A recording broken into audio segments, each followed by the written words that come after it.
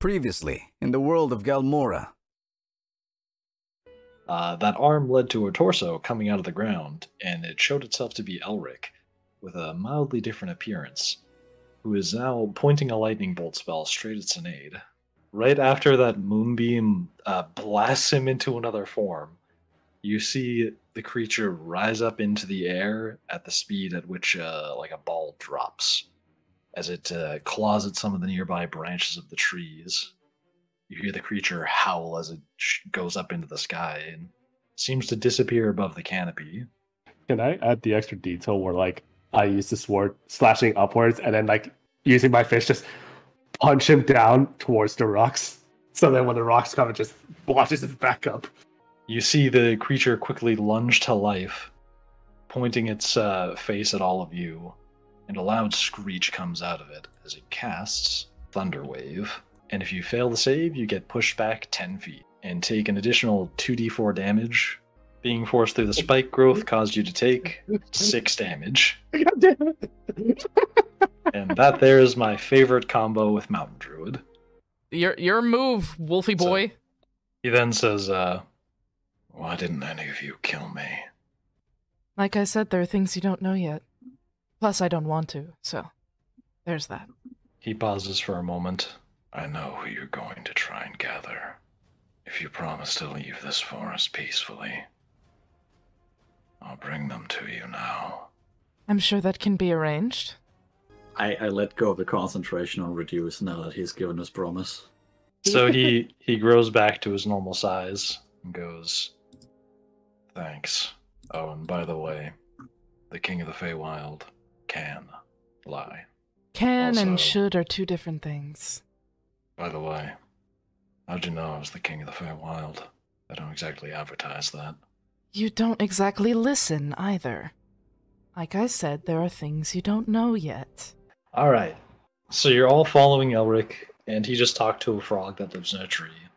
And you almost saw Zendel take a pee on some toads that live on the ground. That was some interesting magic you cast. It almost seemed like you instantaneously changed your position. Were you teleporting by chance? Why can I smell your hormones every time you look at me? Her cheeks kind of turn like a bright pink, and she just turns around and starts walking toward the tree like, yo, fuck it, she's on her own. I suppose you're just sparse with your words. I can understand that. Maybe you'll live through a lot of pain. If that's you. You see his ears, like, perk up a bit, as he's, like, seems like he's listening to wait for footsteps to get a bit further. And after they're a little bit further away, he turns around. And before he takes a step, he says rather quietly, but so that you can hear it, I forgive you.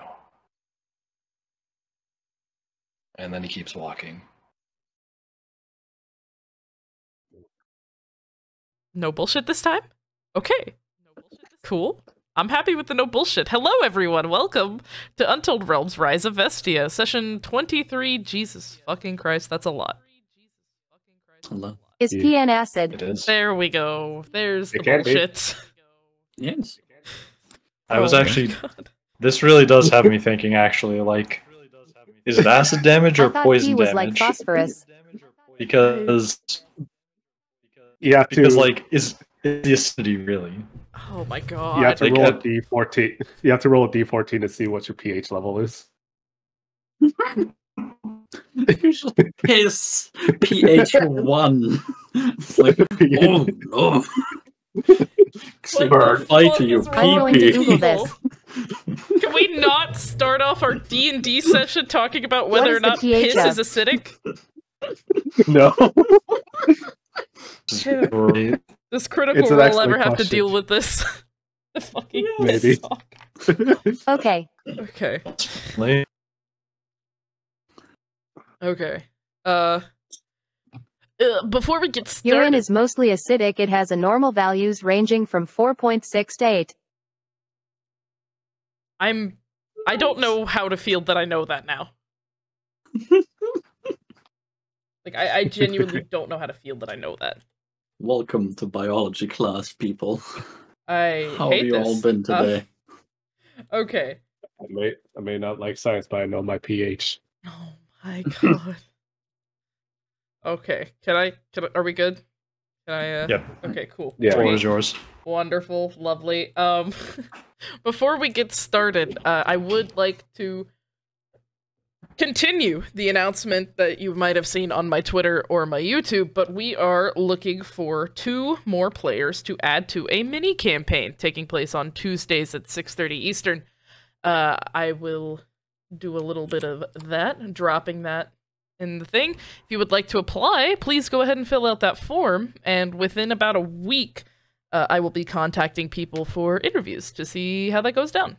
So yeah, we do be looking for some peoples. If you have a little bit of experience with D&D and you're good at roleplay, go forth and apply. I think that's all I really got to say about that. Anything else anybody wants to say before we dive right in? Not that I can think of. pH no. of blood. No. Oh, hear me out. Yeah, No. the pH. Oh, wait. Just that, for that campaign with that form, I'm pretty sure I'm not going to be the person running it. Isn't that one going to be run by you, Briar? Yeah. That's Okay. my campaign. Just wanted to make sure. Yeah. So yeah, don't worry. You won't have me leering at you from the other side of a Discord call. You will be. What do you mean? That's Briar's campaign. You'll have me leering at you from the other side of a Discord call. You get me though. You do get and Mars. It won't be starting at the same level as the current characters. I think it starts at level 5. 5. 5. Oh. Level 5. I have to give them a chance. Yeah, but I know Mars is a part of it. Yasha's a part of it. I believe Purple Rose is also a part of it as well. So we're looking for 2 more. And we've gotten some really interesting applications so far. And I don't mean interesting in the, oh, interesting. No, I mean interesting in the like, oh, cool. Yeah, interesting. I like this. So yeah, we're excited. I expect It's going to be funnies. fun. Yeah, he expects funnies. I expect not derailing my campaign with Subarus. Mars? No What are you talking about? Subarus. I want someone to apply and make their character just a This Subaru. character does not create Subarus. Good, because if it did, I would kill them. D1. What if I Anywho. come in as a Subaru? Alright, any whoosies. Makeshift, I'm gonna hand everything right back over to you, and we're just gonna get started. Word. All right. What is a Subaru though like? No, we're not doing this What? again. Also, hi, Tasman. I just noticed you. Just because I happened to look over at chat. Hello. Anyway. So, the recap didn't show this. The last thing it showed was... also, yeah, I forgot I left in the bit about almost peeing on a toad in the recap. But it left off with the last thing Elric said to Cynade. However, the last event that occurred was that Shanti had reached out and touched Leverton's hand. She reacted to that and actually spoke a little bit. And then the party got pulled deeper into the realm of consciousness, where they then re-encountered Loon, who seems to recognize them. And that is where the story picks up once again. You are all standing in this very dark realm, and the world around you almost feels like it's kind of churning and stirring. This strange force that you can't quite put your finger on what it is, even though you're in touch distance from it. Ironic. But the world is fairly dark in this place, but pretty quickly you do recognize that Loon's standing there with you in this odd place. As your eyes adjust, you begin to see more so that the world is dark, but it almost seems like the ground, the air, the sky, everything is kind of this churning mess, and it's like it's almost like undetailed and poorly recalled, like a very vague dream. It's got very few details propping it up. But Loon here is clear as day. And Loon, what do you say to the party? If anything, or you just Give him a 1,000-yard stare.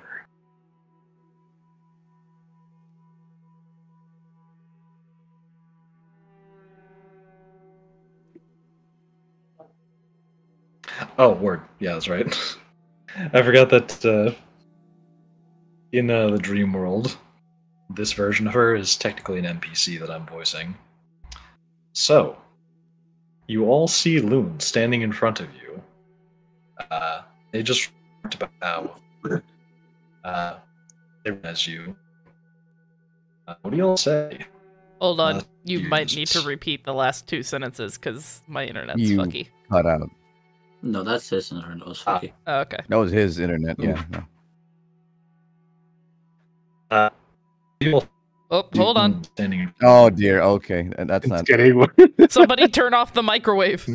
By the sea, by the beautiful sea, you and I. I was just okay. Maybe it's gonna stay Okay. now. Okay. Okay. Mm. I just saw it turn red for a moment. I'm gonna my pretend God. I didn't see that. His asshole just went.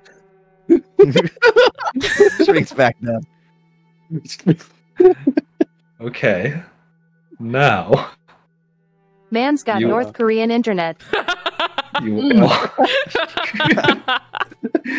you all Fuck see Loon standing in front of you, and she seems to recognize you. Do you say anything to her? Shanti is going to approach and kind of tilt her head a little bit and just go, Loon? What are you doing here? Ah, I suppose that must be a rather confusing thing for you. But I should ask what you're doing here. She kind of looks at her a bit and is like, oh, good, she's just as bratty here as she was in the real world. She looks over to Cynade and looks back at Loon and just goes, our friend was taken by an adversary we've seen before. He told us to come to the bottom level of the realm of consciousness.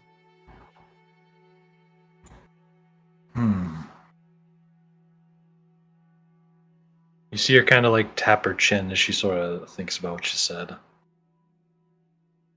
Was it the young one that I saw just before I left with Elric?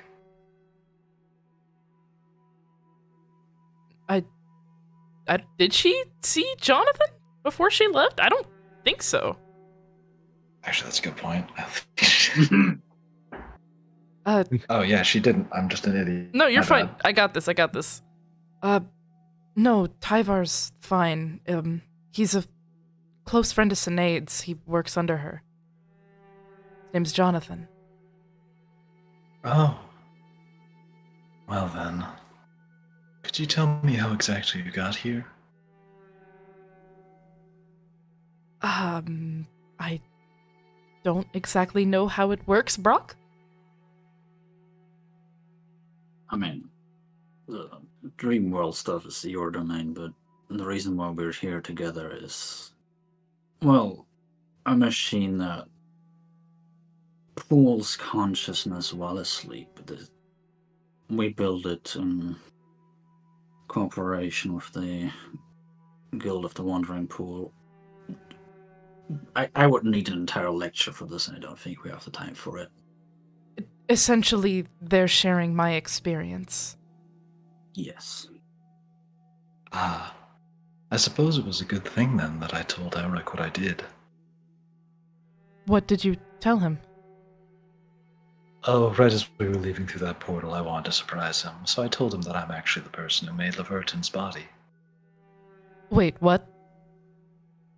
Oh yes, what do you think I'm doing here right now? Genuinely, no idea. I spend most of my time in this realm up on the first level. I don't usually come down this far. Well then, since you're a bad listener, I suppose I'll explain again. I'm here making Bitch! Leverton's body. You absolute bitch! Okay. She just raises her eyebrows at her and just goes,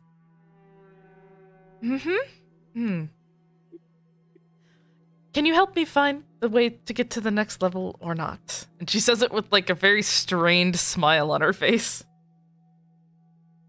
Well, that depends. How'd you get to this one in the first place? We went through... I'm not sure if it was Elric's dreams or memories or something, but we ended up essentially at Leverton's tree. I reached out to touch her, she said some things, and then swoosh.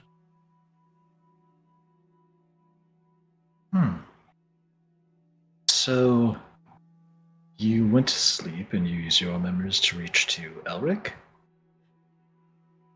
And then when you got to Elric, you got to Leverton, and then from Leverton to me. Sure, I guess. I just followed where the pulling was telling me to go. Pulling? Suppose that must be your senses. You do have some sort of connection to this realm, if I'm not mistaken. I'm a Kalishtar. Of course I do. Ah, that would explain it.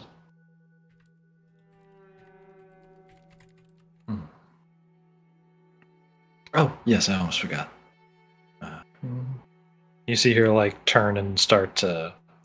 She kind of holds out her hands. She's, like, forming some sort of sculpture. It kind of looks like she's just kind of willing something to exist in front of her. It's just kind of taking shape slowly. It's like the ground kind of molds up, like a big lump of clay, sort of, coming up from this oozy, primordial ground. Ew.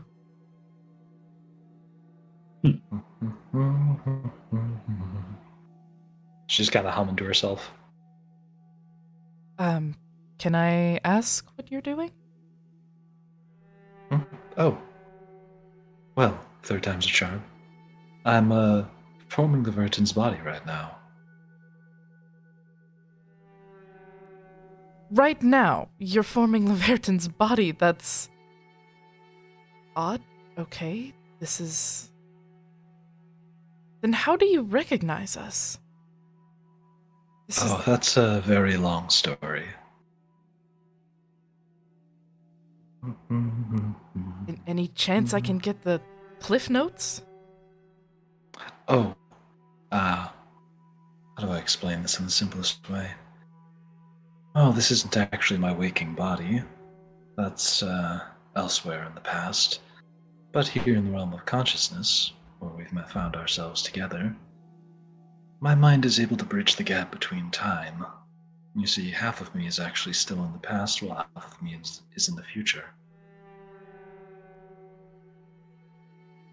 Shanti just kind of stares at her with her mouth open a little bit, and it's just like,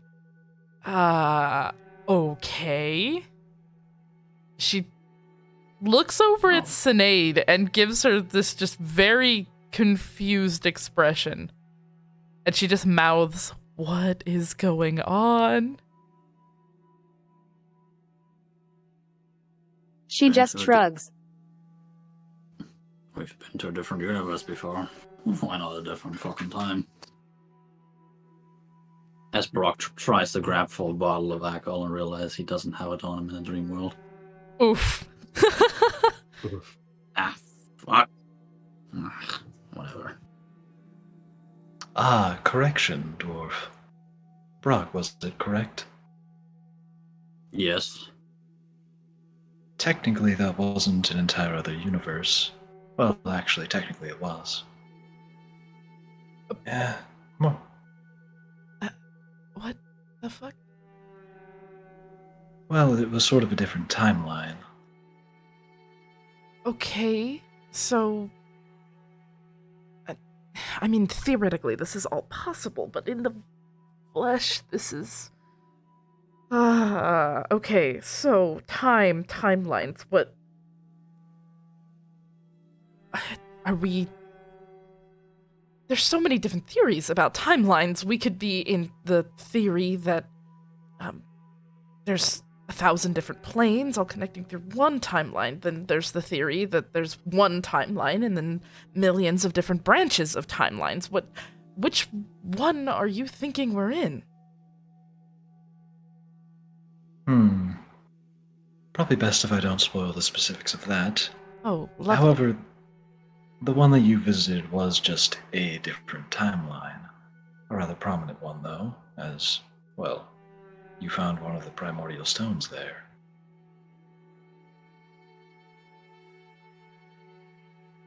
So those are at least unique across all timelines. You see her kind of like brushing the hair of this like mud sculpture she's making. It's kind of hard to tell exactly what it is, but you can see some like hair starting to form. She like smooths it out. Again, that's a bit of a difficult thing to answer. Can you remind me what her hair looked like when you saw her? Long, soft. The Leverton's appearance is foggy to me. I only remember her face.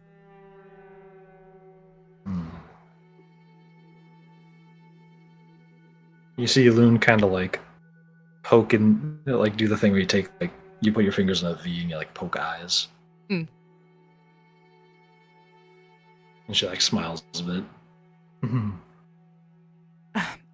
As interesting as this conversation about timelines is, we need to get to our friend. He was pretty badly hurt when we last saw him. Can you at least try to help us?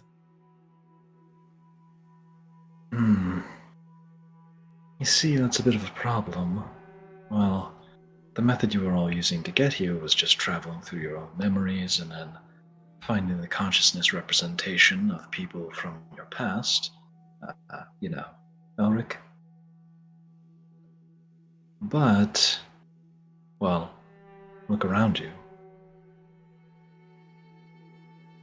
Yes, I am currently aware that we're in a cosmic horror of sorts. If I may have a suggestion. Please. Yes, Cynade? You were created by creation. That would be correct. Correct, couldn't you just send us to the very beginning?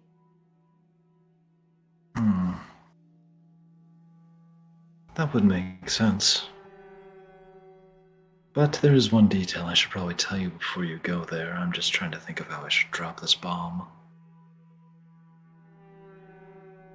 I swear to God, if it's another family relation, I am going to lose it.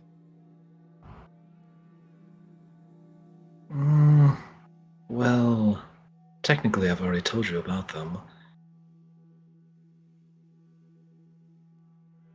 What? The denizens?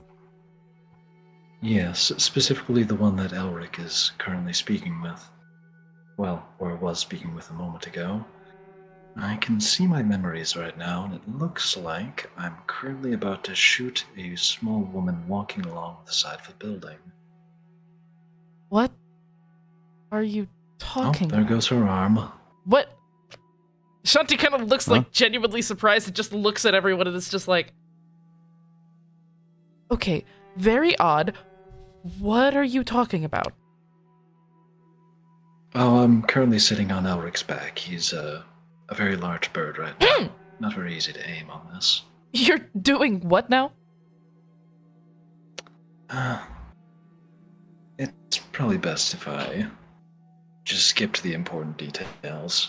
Well, you see, those memories are coming to me at a bit of a delay, but I can clearly see things are going south there right now. Not to mention, just before all that, I felt the god of fate. She looks over at the party and away from her sculpture project. I'm going to be frank with all of you. This isn't looking very good.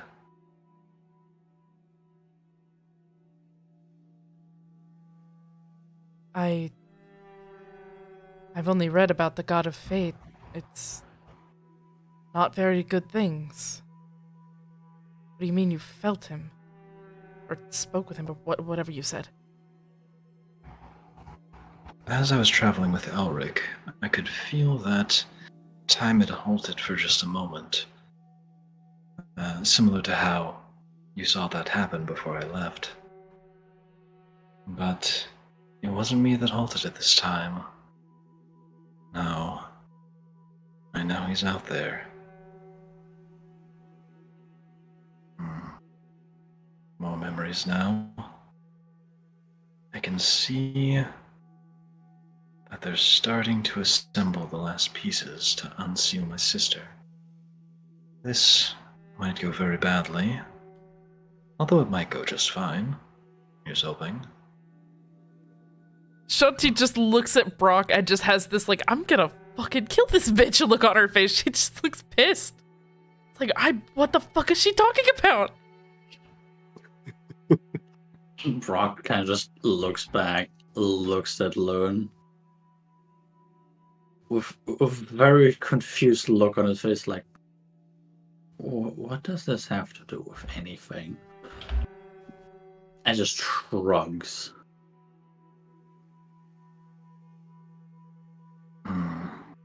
Oh, yes. I should get done with the warnings before it's too late. You there, the one with the mushrooms growing out of you. Yes. Do you recall how you were created? I was born like everyone else. And have you ever interacted with the gods? Gods. A few.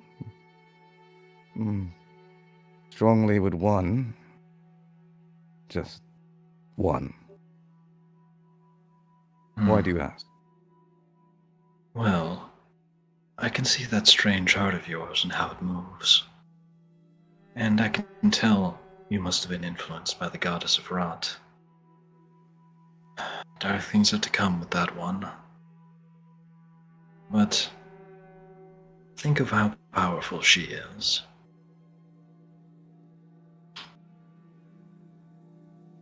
And what was she capable of doing?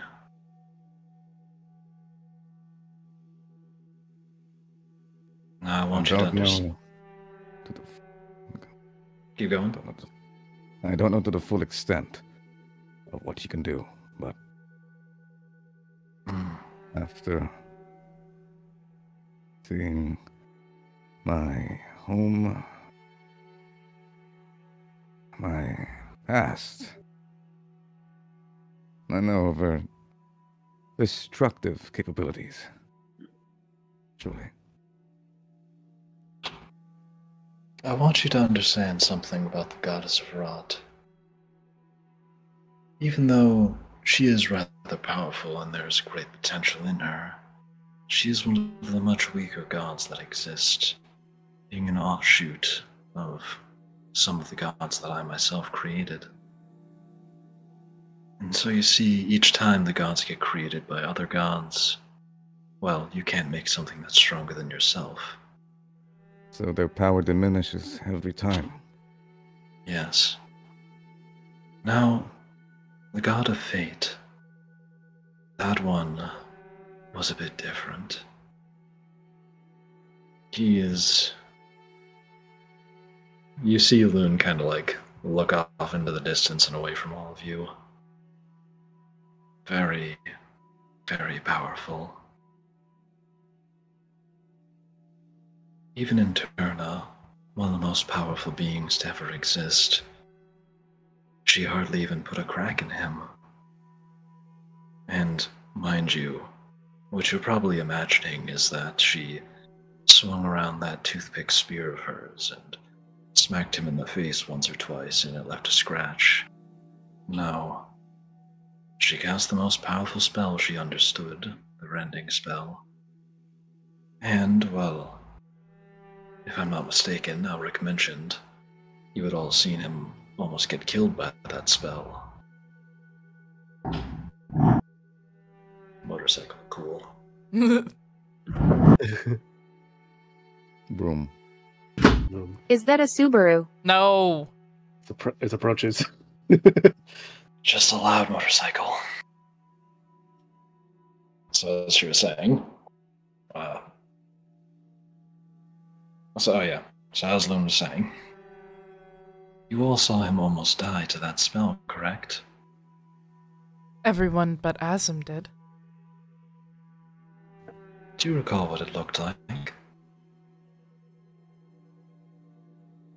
Shanti doesn't say anything, but she moves her hands in like an explosion motion. Or I should say, how large of an area did it cover? Pretty large, if I recall correctly. Well, how much did it destroy when you saw it? Makeshift, I don't remember what I had for lunch last week. Not a very large area, it was only about 20 feet wide. Cool, great. Thank you, disembodied voice. I don't remember. It's something like 20 feet, maybe? It wasn't that big. Well, it's worth letting you know, that spell was part of what woke up Kaled. Or, well, my sister Celest, as she just turned into a moment ago in my memories. Really running out of time here. But that spell was cast by a mindless husk of what Interna used to be. When she was still conjoined into her mind and body at her full power. That spell nearly shattered most of the world that you've come to understand as Galamora. And by shatter, I do mean, I think it created 2 oceans? No, it split a continent, if I'm not mistaken. It's hard to remember, but it nearly destroyed the planet. And do you know what that did? She looks back towards the party again and points at her face. It gave him one little scratch on his face. Oh, all right, so you're trying to warn us of his power, then? Yes. And she goes back to working on Leverton's body. Wait, Loon. Thank you for the warning about fate, but we're trying to get lower. We need to find Johnathan. If Kolvar does something stupid, And she kind of stops and then just looks off to her left and she starts thinking really hard. And then she looks back at Loon and goes, is fate somehow involved in this? Oh, absolutely. 1 second. I don't know what you're looking at me for, Elric. You've got the solution right next to you. She seems to, talk to the space right next to her, but there's nobody standing there, and you all very clearly heard her say Elric. What the? Mm-hmm. Are you speaking to your memories? Kind of. It's hard to explain. Anyway, Elric is about to throw Fate's finger and try and stop the whole timeline that you exist in from being shattered. I'm sorry, throw. shattering a timeline? Huh? Again, it's hard to explain. But now... here's your opportunity. And you see this kind of crack in the air open up next to Loon. And the air seems to be splitting open and this strange crack seems to be forming. And it just seems so uncanny, like you're looking at reality itself being split open in front of you. And she gestures towards it. Go on now, you're only going to have one chance to get deeper. If this is a trick, I am so finding you, and I am so killing you. And she looks at everyone else, and then looks back at the crack, and then just dives for it.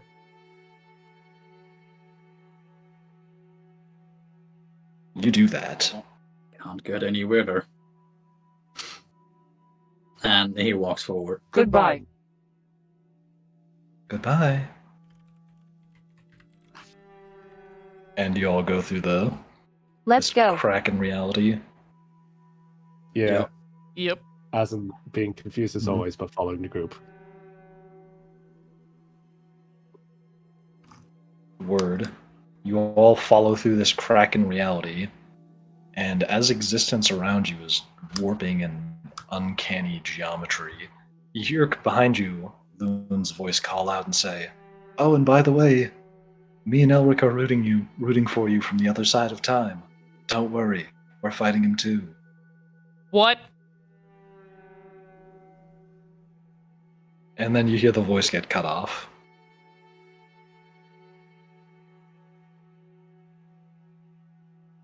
And then you're all just kind of adrift in silence. There's just nothing but darkness around you. Damn it, Briar, this is why we have shit open beforehand. I'm trying to find my cantrips. Just put a black screen. She's looking for a cantrip called Light.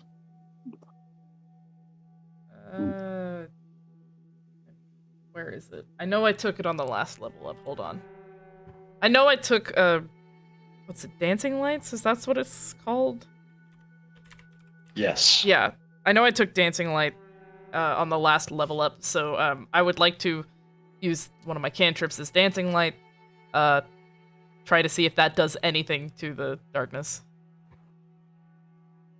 You do that, and as you cast Dancing Lights, the 4 lights that appear, they just kind of float out into the darkness, and as you're use them to search around, they don't really seem to find anything. Just one lone constellation squiggling across the abyss. Wonderful. Do I feel any pulling or anything?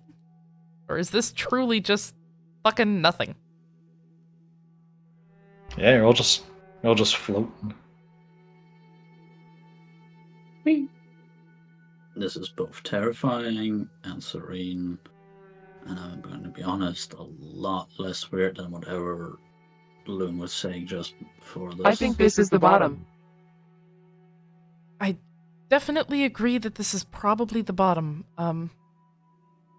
The only issue is I have no idea where we are, and I've never been down this far. Nothing comes down this far except for the quarry. Do even those get down this far? The more powerful ones that avoid humans, yes. But those are pretty rare too.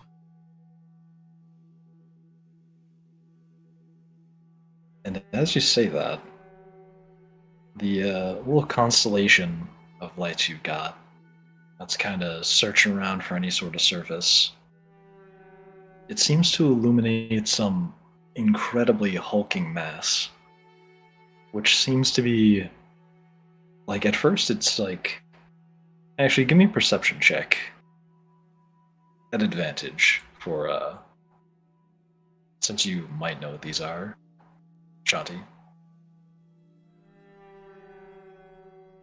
Word.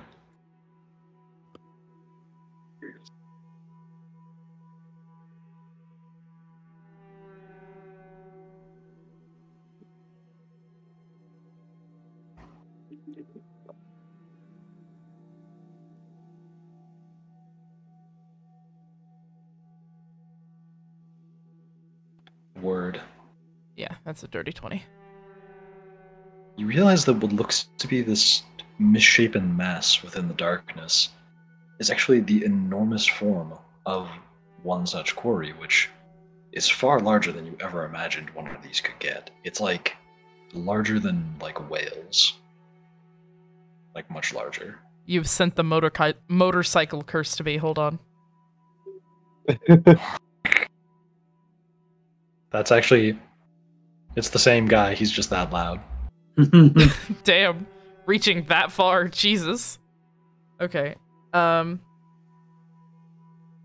Despite the entire shit we're going through, Shanti gasps like a little girl and gets really excited.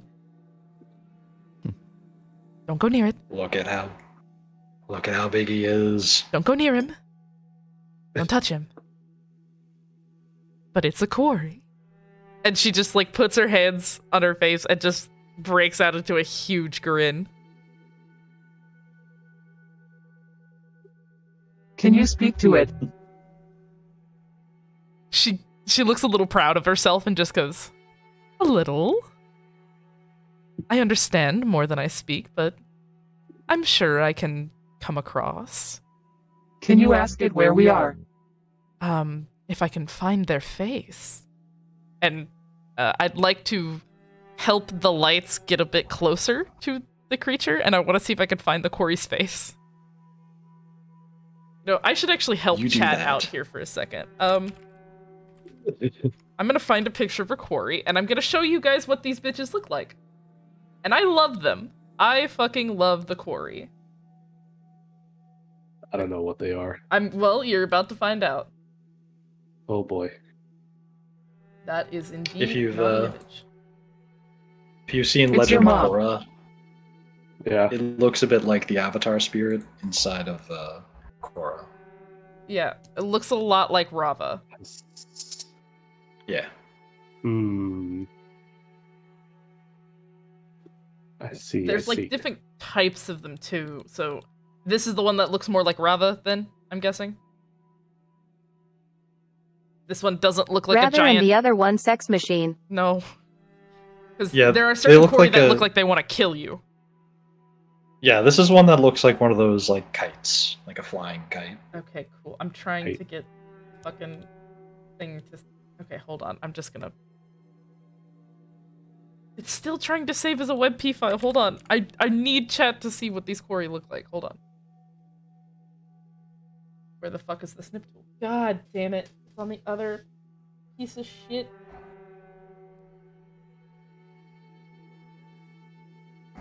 I am struggling.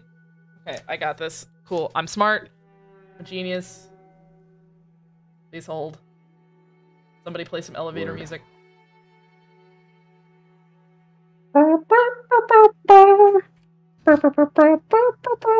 I'm finding it. There it There it is. is. There it is. Thank you. Oh. Perfect. Okay, That's I've got quick. it. Chat. This is what a quarry looks like. And Oh. for you guys, Oh, it looks like my S asterisk asterisk asterisk asterisk. you're fucking what? Looks like It's noodles. inside chat for those who don't have the My stream poops. open.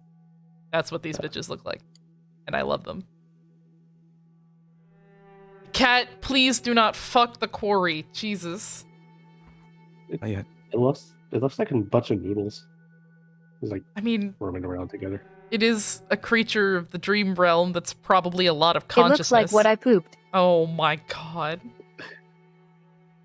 Anyway, makeshift, Cool. can I get close to look for this, for the baby's face? Sure. Shanti is viewing As these you- things like a puppy, by the way. She is not frightened at all. As you cast dancing lights, it seems like you're able to move the spell a lot further away than you normally would be. And you can feel it like the lights are zipping like quadruple the distance you normally could with them. And they're still maintaining their full power. And as the lights kind of dance across the surface of it looking for a face, it does eventually end on a pretty far away point that seems to be its eye. That kind of swivels a bit and adjusts to point down at the party. Shanti looks up at it and just beaming in awe of this creature because she's never seen one this big before. Most of the ones she see are like the size of a medium dog, So she's looking up at it like, oh. And she walks forward and clears her throat, and she starts speaking in Quarry. I am so sorry to disturb you, but we're a bit lost. Are we currently at the bottom of the realm of consciousness? Give me a d20 roll. Oh boy. Her Quarry's definitely, like, broken, by the way. It sounds like what a foreigner sounds like when they try to speak German with an American accent. It sounds like whale noises. Any modifiers to this makeshift, or just a d20 roll? Yeah, just a d20 roll. Fuck. 13. Word.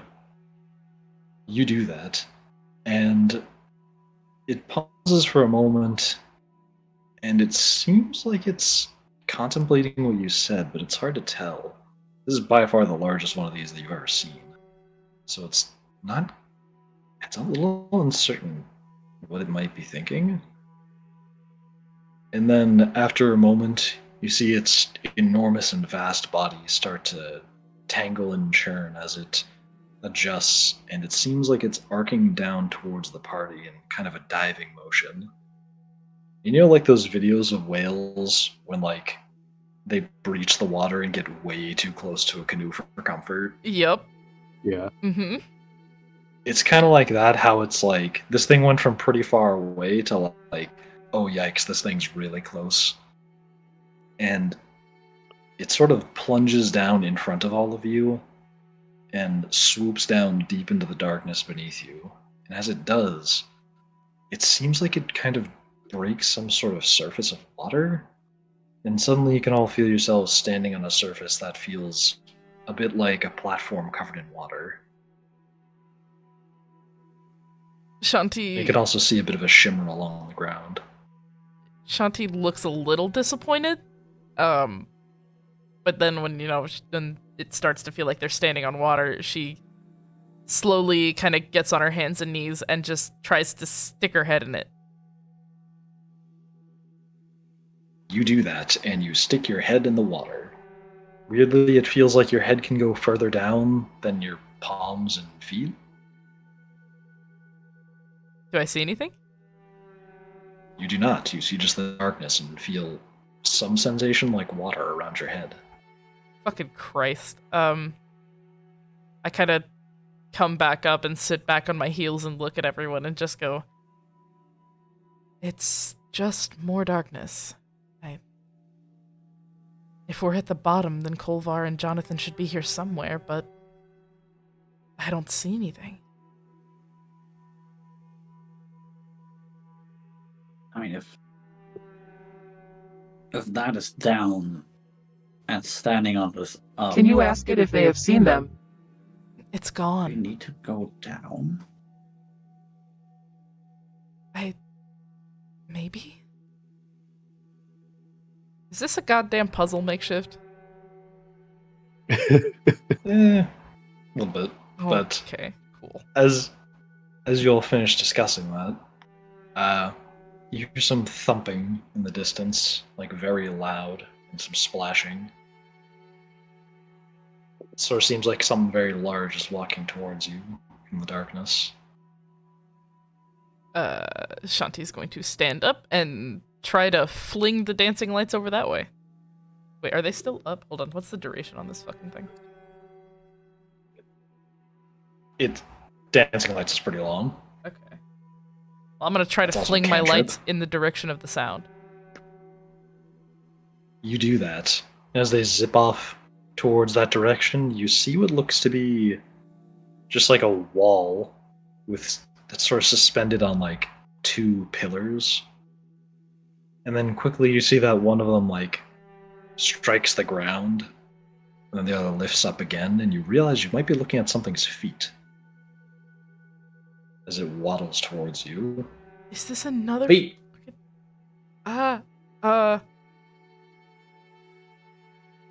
Shanti is confused because this doesn't seem like a fucking quarry. Is this a quarry? Can I make some sort of no. check to check if this is a quarry? You can give me a perception check. Okay, yes, let's please, perception. Dirty 21. Word. That's not a quarry. That's something big, though. Okay. Can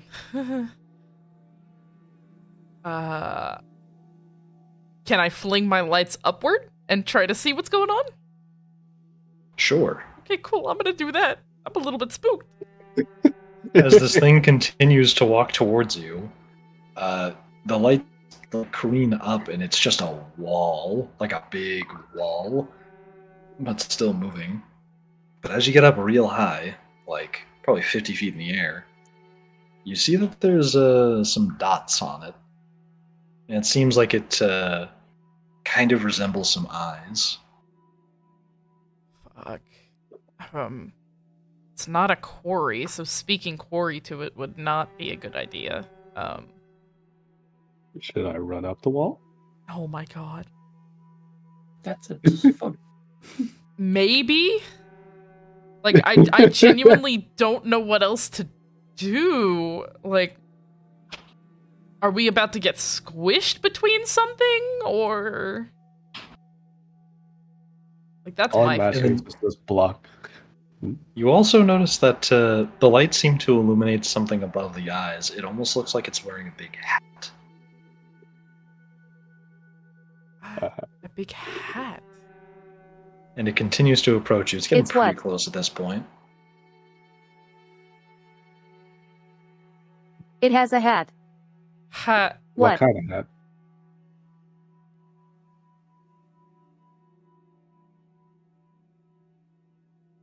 It approaches further. Fuck. What kind of hat is it? No, I don't think we need to be spending time focusing on the hat.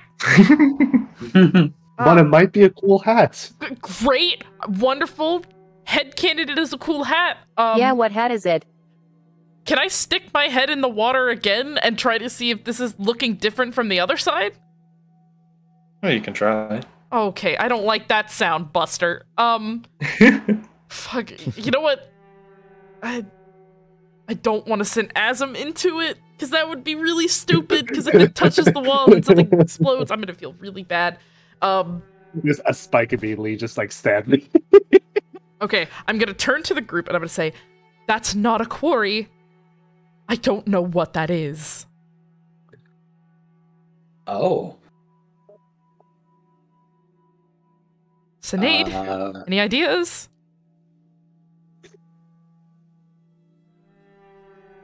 I have no idea. Wonderful. Can't we just run away from it? I would suggest backing away from it. I don't know what it's going to do. There's... If you look up there, you can see there's like... I mean, writing is a bad idea, but we can slowly walk away. Yes, don't run. Just back up slowly. There's eyes up top and some sort of hat thingy. I can't exactly make it out. The light's too far. And then Zendel, give me a d20 roll real quick. Gotcha. Let's make it a Arcana check. Arcana check. All right. Uh-oh. Let's use the. Oh god damn it.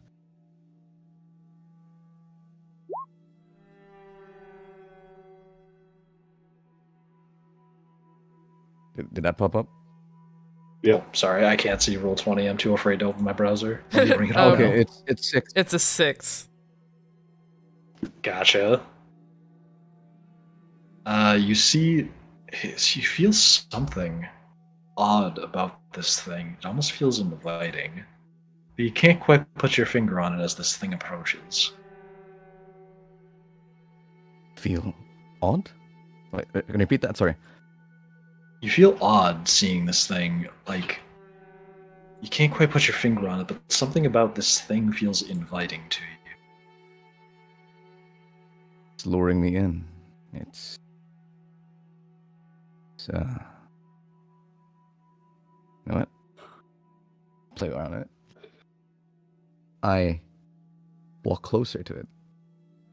Zendel, what are you that. doing?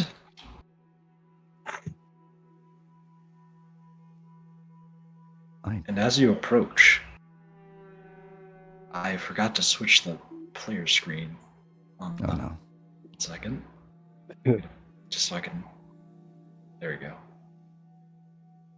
And as you approach, you start to see, like, it's getting really close at this point. One of those big stumps, like, halts next to you. Then the other halts in, like, a shorter step. And the walking stops as this wall in front of you just stands there. And then through the darkness, you can see something slowly reaching out towards you. You can see it looks like a very plump and stumpy arm. Some nubby fingers at the end. Does it look familiar?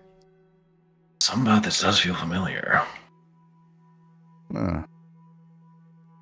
Well, that's you know what? I reach for the hand. You do that. As it gets closer, its big old finger reaches out, and you reach out to it and you put your hand on it. And it halts. It's got a very soft texture to it. Almost like you're grabbing onto a sponge. Oh. And then, starting at its fingertip from where it touched you, these little bulbs of light start to appear all across it and springing up across its body. And in front of you, you can see this 50-foot tall, stumpy-legged mushroom man standing in front of you. As What? bits of his body start glowing. Yeah, he's a giant myconid. What? Oh my A god. giant myconid. Holy fuck. I was gonna say, if we just found a copy of Zendel down here. Shanti Big Zendel. looks at it and Zendel, just... is that your brother? Oh my god. Shanti It's looks at Gerald. No, I'm just gonna keep going. Shanti looks at it, and her mouth just kind of like drops open in surprise and is like, "That's new. I've never heard of something like that being down here." That's well, that's something. I take back There what I is said about weird. Big mushroom. And then after you touch it, it starts glowing. The whole figure kind of falls over like a tree backwards. And when it hits the ground with a mighty thump and a big splash in the water, it seems like the ground around you starts to lift up out of the water and feels a bit more solid now.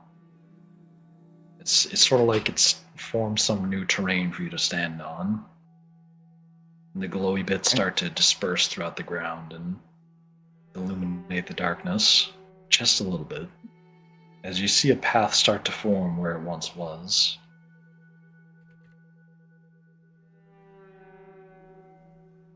Shanti looks at Zendel, walks up behind him and gently pats him on the shoulder and just goes, "I have no idea what you did, but good job." And then starts walking And down so the path. a path lies before us. And I guess we should walk it, you know. I take the lead and walk the path first. This place is trippy. You know, it's probably a 50-feet path, so, you know. Walk.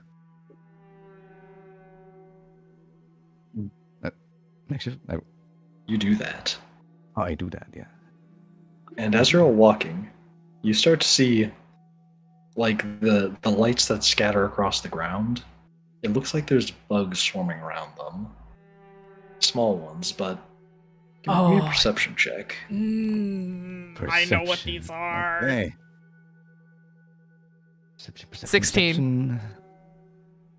perception. 19. 9. Mm-hmm. Unfortunate 6. crit fail. Oh, Unfortunate crit fail. Oh, Brock, I love you, but honey. Brock doesn't even notice the bugs. But Zendel and Cynade, as well as Shanti, you notice those are ladybugs congregating around those lights. It also looks like they're kind of flying alongside you as well, as their movement across the light seems to indicate the path that you're going. These things again. Wait, we've seen these before, right? We have. Ladybugs? Absolutely. Yeah. She just looks Did- at the did you say ladybugs these? and just goes, these things Oh, again. okay. These are not supposed to be down here. I mean, then again, that 50 tall. I have a being- bad feeling about this. Well, we'll never know until we get there. Care to explain why you have a bad feeling, Cynade?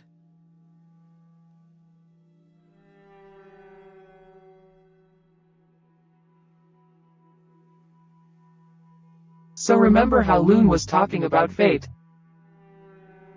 Right.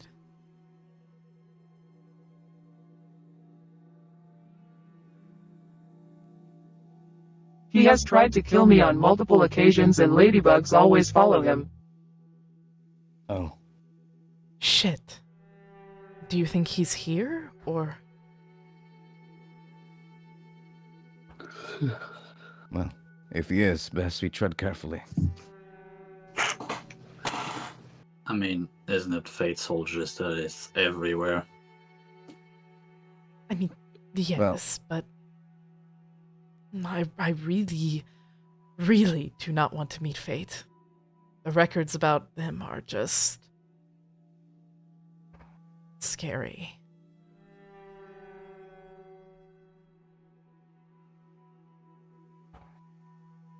Alright. Anyway. As you're all I should As you're all have my talking. fucking mine. I have to fight fate once already. Oof. As you're all chatting, you notice that the atmosphere around you seems to be getting a little more illuminated, sort of like you're approaching some kind of light. And you can hear muffled talking in the distance. Talking. That... I can't say for certain, but that's probably them. At least, can I make out if it's common or not? Yes, you can make out the vague impression of common speech patterns. It's common, so... I'm pretty certain it's probably them, but just in case, you guys might want to draw your weapons. Just in case. I ready my spear as I tread carefully along the path. How long does Awaken last in the gauntlet?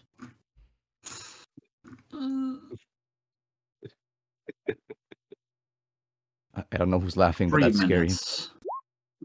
It's Asm. Gauntlet of totality. Yeah, oh, I love the gauntlet. I want to press this. Awaken, sorry. Hot. Welcome. That is hot. I love his I gauntlet. do that. Oh, nice.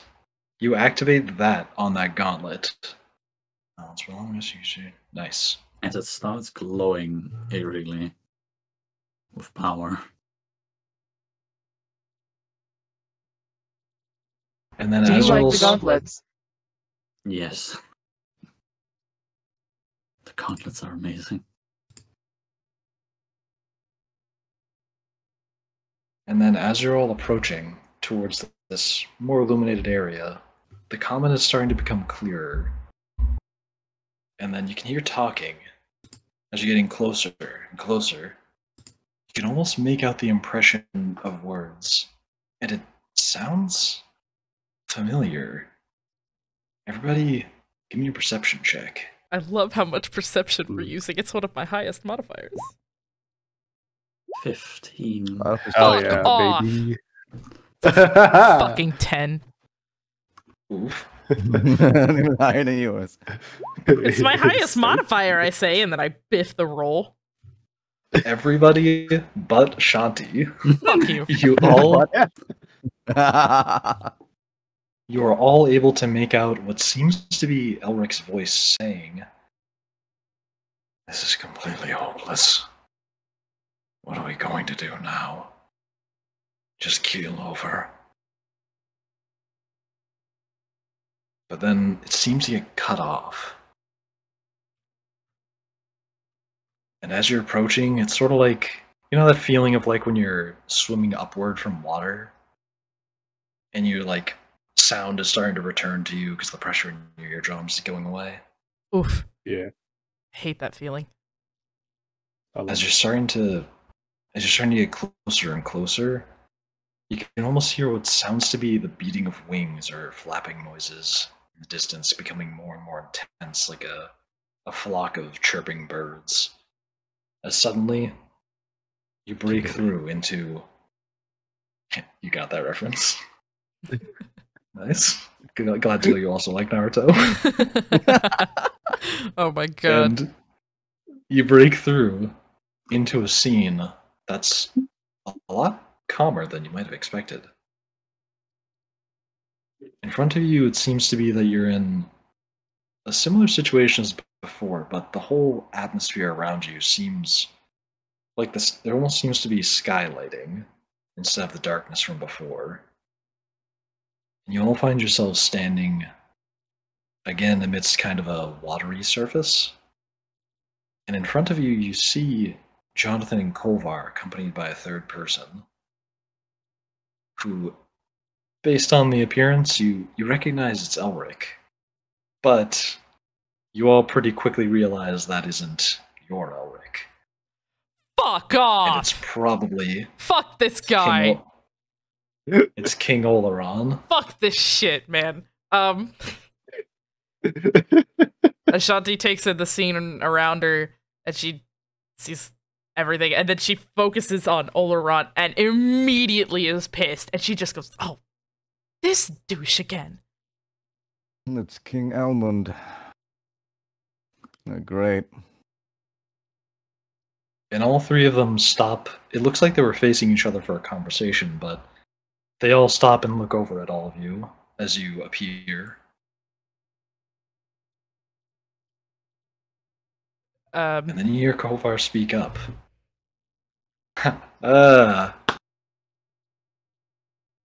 Great work, everybody. Knew you had it in you, Shanti. Bite me. But hey, it's a compliment. It's not exactly a compliment when you defile one of my realms. Defile? That's harsh. Isn't that harsh, Oloran? Shut up. Do not even bring here. him into this.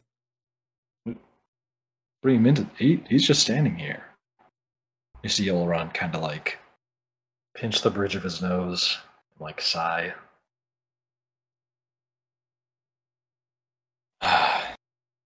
Well, you've done good, Shanti. I'm impressed. She just rolls her eyes, and she kind of like moves a little bit closer to Cynade and goes, "Just to deal with him so we can get out of here and return this realm to normal."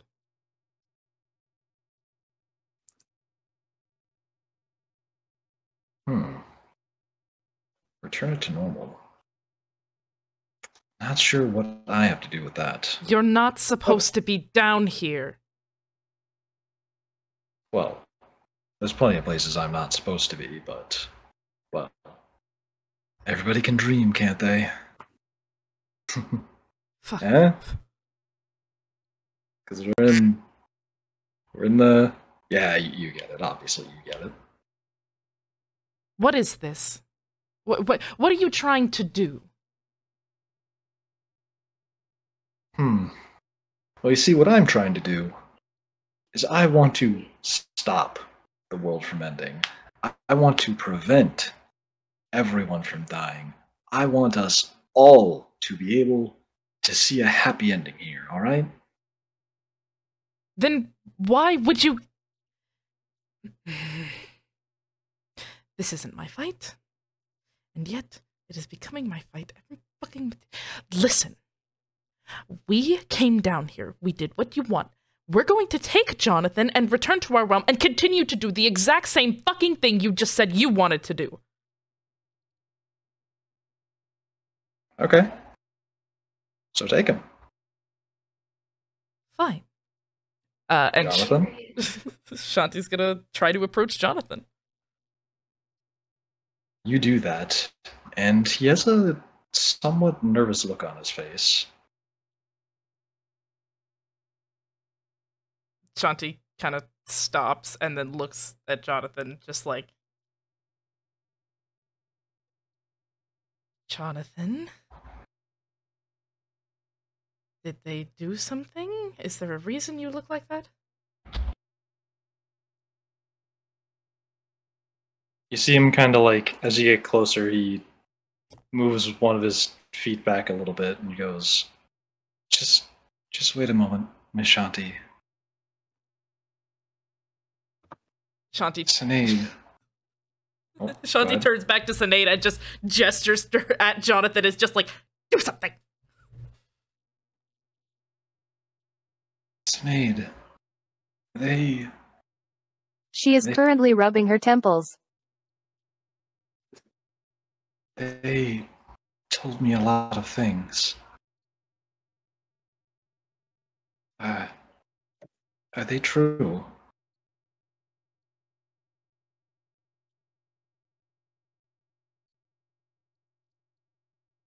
What have they told you, Johnathan? Well, for one thing, they told me more about the alternate timelines. They told me about you.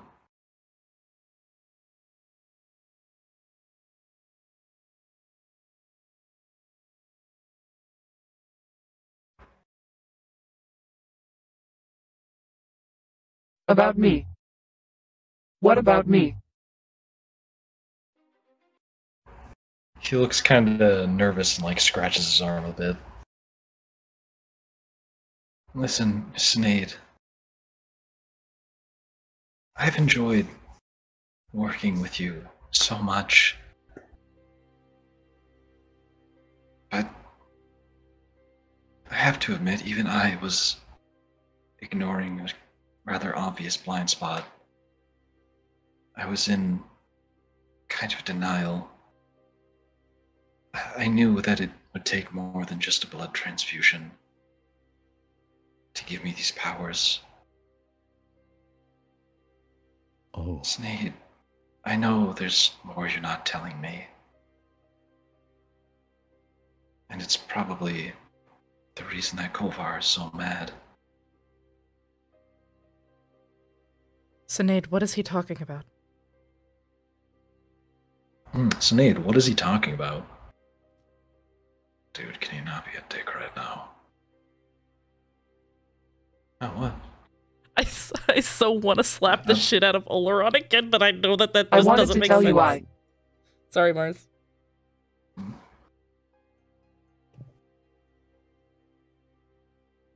Kolvar. You were an accident. You were. That doesn't mean I don't care about you. But I was young. And naive. Yeah, young and naive for somebody in, what was it, the thousands? How about that? But hey, look. Johnathan. Yes, Miss Cynade?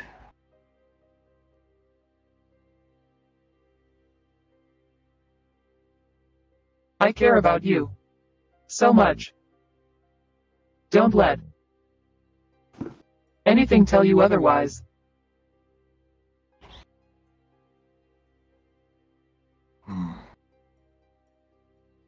Is that what you told the one when you made the city? You know, your teleporting city? That's what you told me. If I could go back and change time, I would. I would do anything to stop that again. Yeah, I know. Oh, yeah, you do know. Yeah. And what'd you tell the one that you made that city with?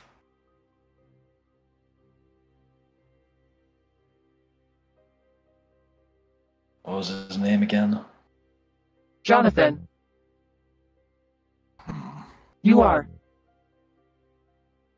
his reincarnation and you are my son. Whoa, what? Can you repeat that? And you- What the fuck? What? You see Jonathan look very, shocked, like he doesn't know how to process that. Damn, Cynade. Not only is he the one that you left Elric for, but you went and made him a second time. Oh, and this time he's clearly doing a lot better. You know, what with new powers and all that nobody else has.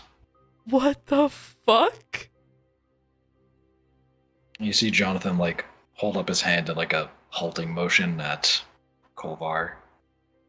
Oh, my bad. Take your time, kid.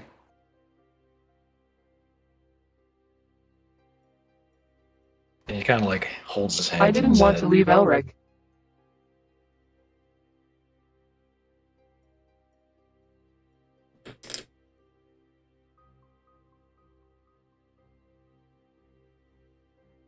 But of course, that couldn't have lasted forever.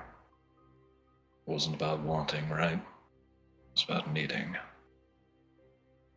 I've heard that one before. My God, will you shut up?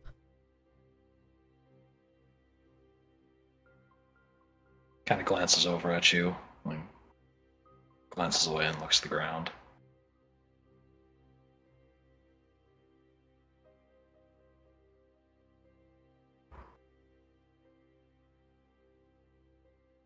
Jonathan takes his hands away from his head and finally starts speaking again. Cynade, when were you going to tell me all this?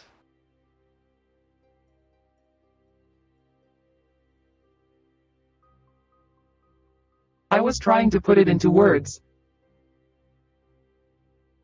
I knew I had to eventually.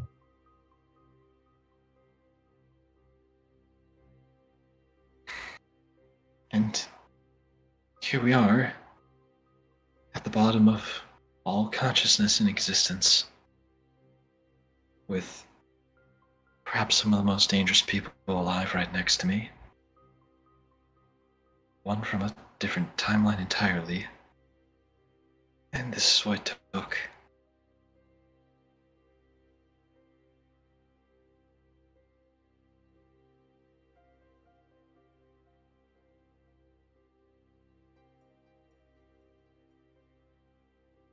You have all the right in the world to be upset with me.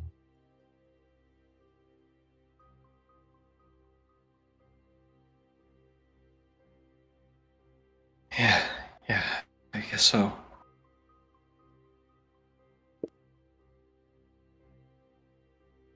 Come on, kid, cheer up. Now things aren't all that bad. Still got each other after all. Can you stop for a moment? Okay.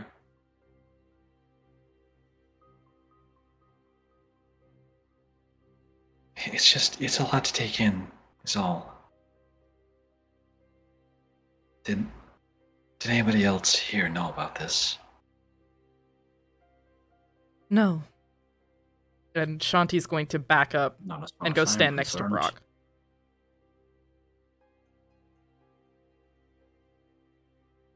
And what do you say, Brock? Not as far as I'm concerned. I thought my family was fucked.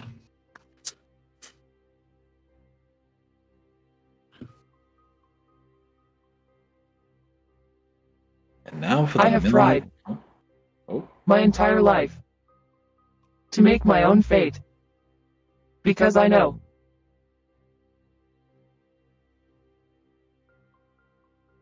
If I follow the path that fate has set, that I end up a monster.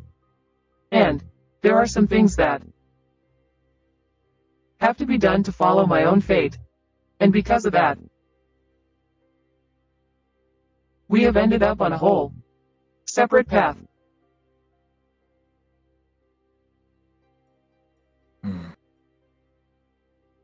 A whole separate one. You know, I kind of doubt that the god of fate is going to allow for that in any meaningful capacity. Right, Oloran? Yeah, unfortunately. Yeah. And you see, that leads to the million gold question. Do you want to ask Johnathan? No? Oh, okay, I can ask. What do you really want with the stones? Resurrect the primordials? Not so sure about that. The stones' purpose is a lot more.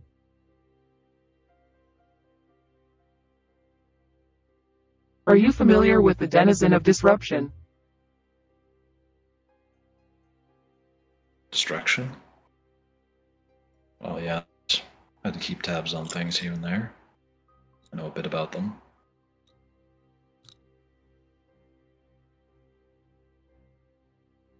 The gods gave up pieces of themselves to seal her.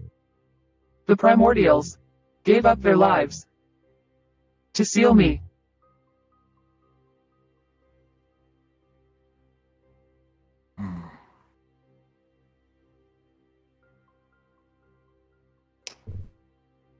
See Kolvar scratch his face a bit.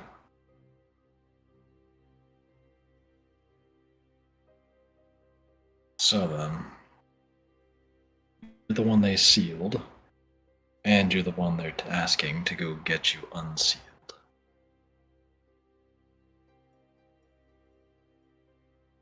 They were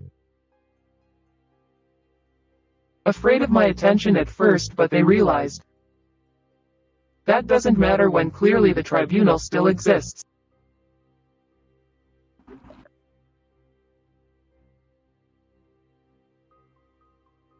See Kolvar's expression changing and becoming more like focused. He's not looking at the group, but he is sort of looking at the ground and pondering really hard.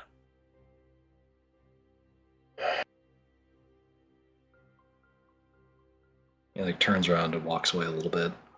Sort of beckons Oloran over to him.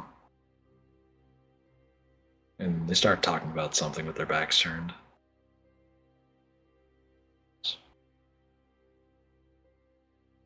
Maybe it's true. Actually,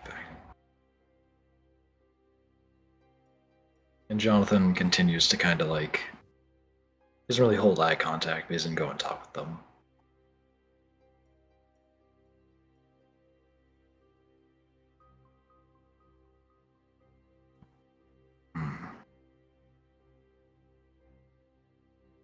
See Kolvar and Oloran look back at all of you.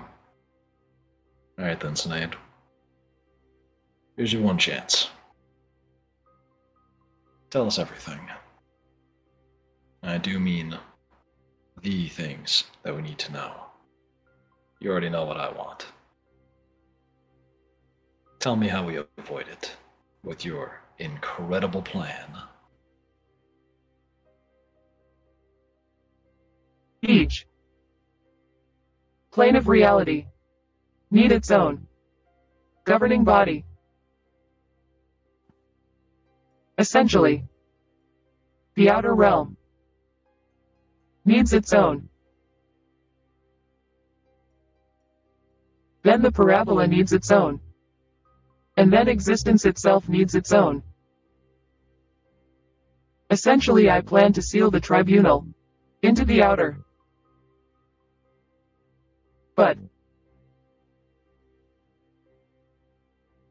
for this plan, I need the help of your mother, Oloran. You see Oloran raise an eyebrow. And you think Ayatin's going to help you No, I do not. Which is why I need to get through to her.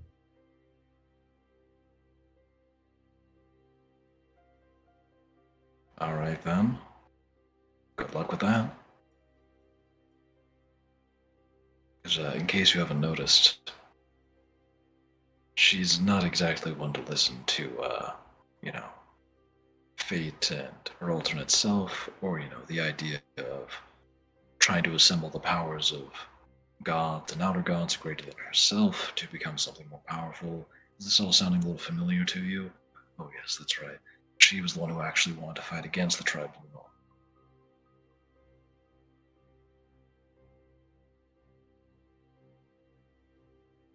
You cannot kill them. You have to seal them away. If you kill them, everything is destroyed.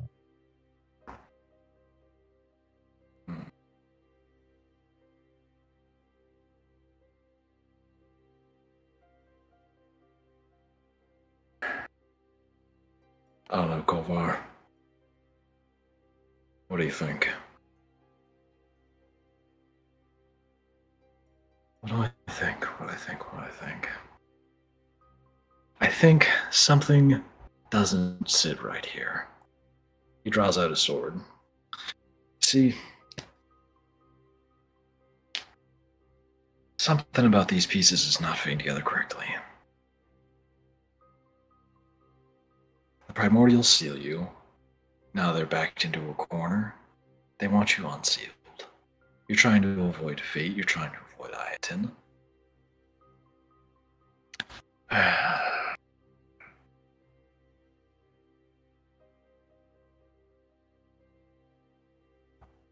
How about you, Jonathan? What do you think? Think dear old Cynade is able to defeat all that? Huh? Think that sword she's got about as meaningful as a lump of stone or a twig is gonna be able to fell fate, fell the outer gods, the primordials, whatever comes our way to try and stop us? I know things look really grim, but the only reason all of our realities are even intact right now is because everybody who could destroy them is in a catch-22. And we all just need to maintain that balance, or something is going to conquer us and destroy everything. So I don't think giving all the stones to her is going to make things right. I think that might just send us down a spiral that we cannot back out of. Are you willing to live with that possibility, Jonathan? He pauses. He looks between the two he's with, and he looks back at the party.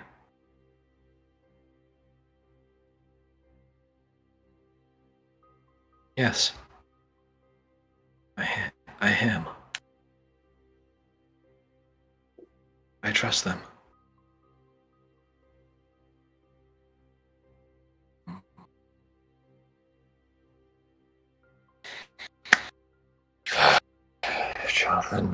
Jonathan.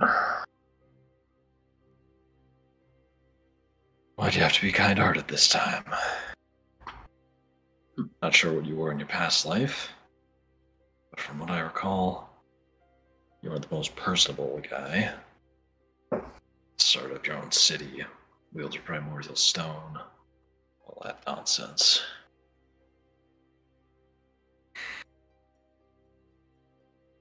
Kolvar starts taking some steps towards Cynade, still with his weapon drawn. But I'm still not that personable. I'm not so kind. And you, Cynade, I don't feel convinced just yet. As he holds out a sword and points it towards you. Why do you act like she's alone in this? Why do you think I have waited until now to do this? They are coming, and there's only a matter of time until the tribunal comes to every timeline and kills all of the outer gods.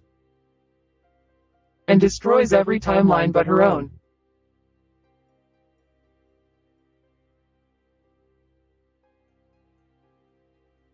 You can see his grip on his sword's like clenching hard.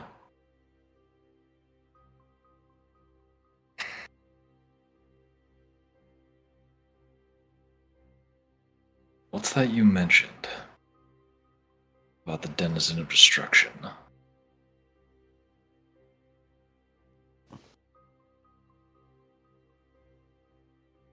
I think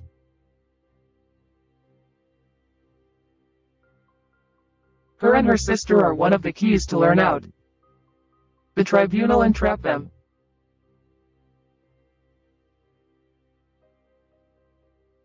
And why is that?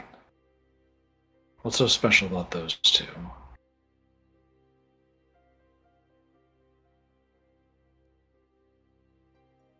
Because the dentist end of destruction destroys rogue timelines, while the creation creates.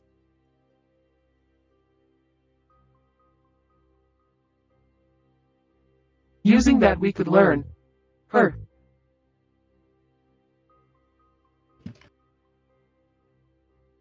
You see Kolvar look back at Johnathan and Oloran. His grip loosens. Oloran seems to be giving a kind of like a sympathetic look and being like, eh?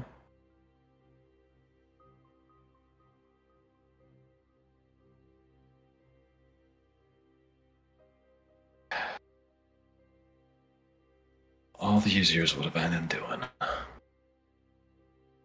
You know, Cynade, remember back when I told you that I never knew you was the kind of person who would just sit on their hands and do nothing? I did mean that. Maybe I was talking to myself a little bit. What have I been doing? Something feels, I don't know, like I've been on a fixed path. As free as I am, traveling between different timelines. No boundaries for me. I took one step and I was right here. Where it took you, points at Shanti, quite a bit longer to get down here. Probably quite a bit more difficult too, huh? I've never been down here before. Exactly. As free as I am, something's just itching at my head. It's like I'm following a sort of path of least resistance. Maybe I'm not flying. Maybe I'm just falling straight down and I can't tell. So, against my better judgment, alright, Cynade. I don't exactly have many other choices. But I'll trust you. Just this once. How about you two? Oloran kind of gives a shrug, like, I suppose I'm just on it inside. Yes, I do. Even if I don't know what happens next. Right then. And then Kolvar brings his sword down to his scabbard and he sheathes it.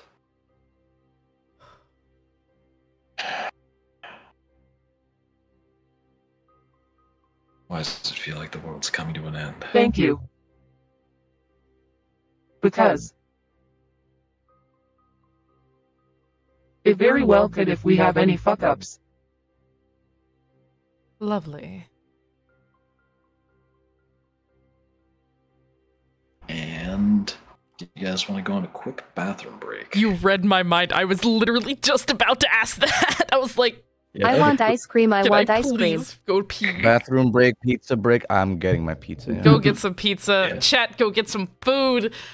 I need to go let out whatever the fuck is in my chest right now because that was so tense.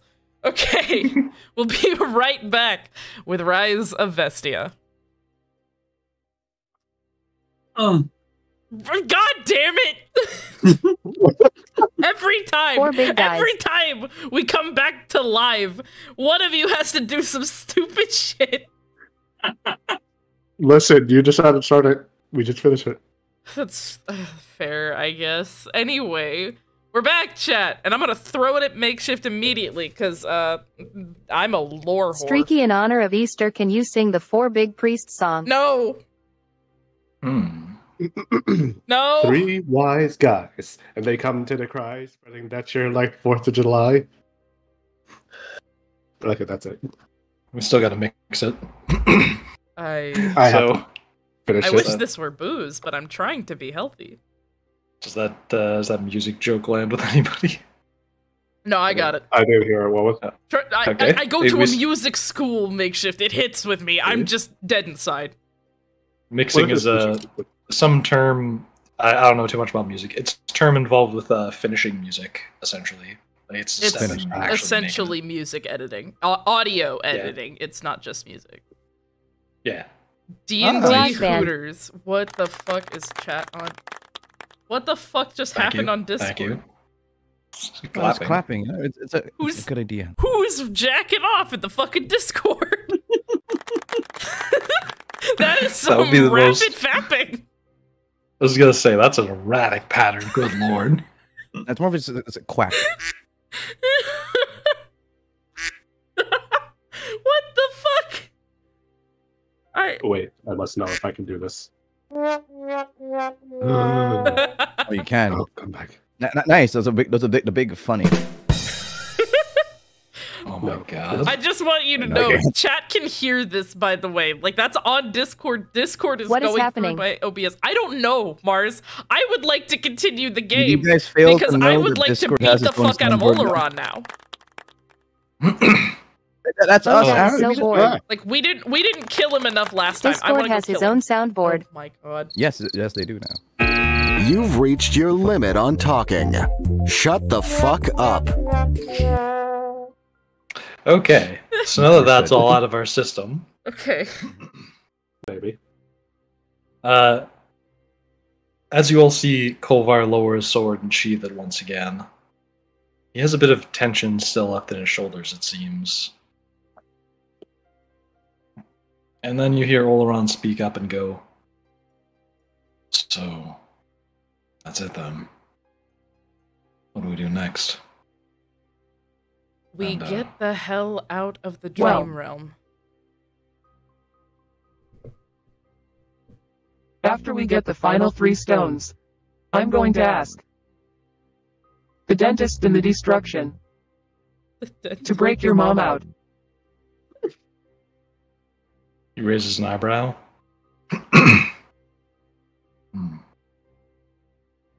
You do that for little old me. Wow. Well, I kind of need her help. Yeah, that makes sense. It's not just for you, buddy. Did you say that to him? Fuck no. Shanti's just glaring at him. Like, she's thinking it. She's like, it's not just for you, you fucking prick. But no, she's just glaring at him. She does not want to be here. She didn't realize he'd be here. Sorry, Chad, I just ate some chicken tendies. I might be a little coffee and burpy. Anyway. Chicken tendies. Oloran's having a good snack. Oloran pulls out a chicken tendy. So, Shanty. If he actually pulled out a chicken tender, she might shoot him. Just like, you know what? I know we just made peace and all this shit. I'm gonna kill you anyway. Fuck you. We didn't put you in the ground hard enough last time. You said something about peace. I have a piece of this. You know, eats a chicken tendy. Piece of just chicken. What are we on? You hear Oloran. Oloran calls over to you and goes, Is something wrong? She kind of like cocks his eyebrows at him and is just like, do you have short-term memory loss? Well, you did flip my bricks pretty fucking hard.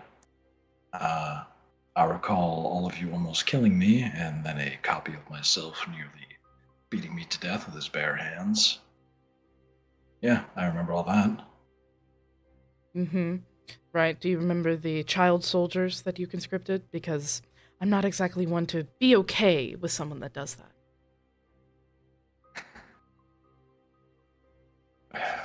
Fine. Clearly, you all want some answers about that. So what happened back then? Well, maybe I should ask, are any of you even going to bother listening to reason? See, I'm going to listen because I want to hear what you think is reason. But sure, by all means. At this point, it was hundreds of years ago when it started. You see, always be diligent, every single one of you. Because one day you might get a little too tired, might get a little too overworked, you might try doing too much yourself. Running an entire empire with your abilities kind of does that to you. She rolls her eyes. And on one such occasion, I overlooked one check. Just once. See, I personally met every single person who volunteered to go into the parabola. But one day, I got sloppy. And I assumed I was just a halfling. I was wrong. All those years ago, I was one kid who needed to pay the bills. Parents were sick, I think. And they managed to sneak in on the one time I was overlooking my protocol. But then, he was the only one who ever came out. To my astonishment, I was finally making progress towards, stopping all of reality from falling apart, in case you forgot.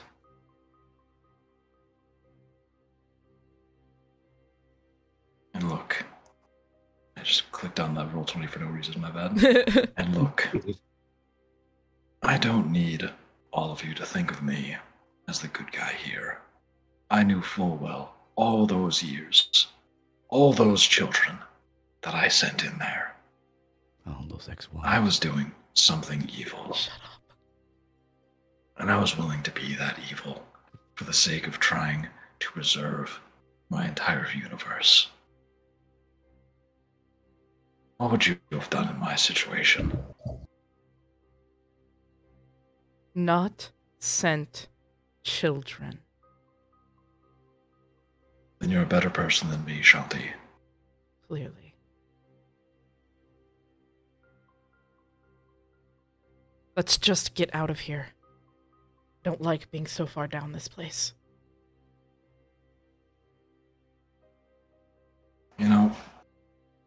One other thing did bother me, though. I would have thought you'd be a bit more surprised to see me when you got here. But when you got in, you almost looked like... I don't know. You thought I'd be here? I didn't expect you to be here. Not No, I you, mean, at least. all of you. You didn't seem too astonished when you saw me. Did you by chance hear something before getting here? I heard your voice.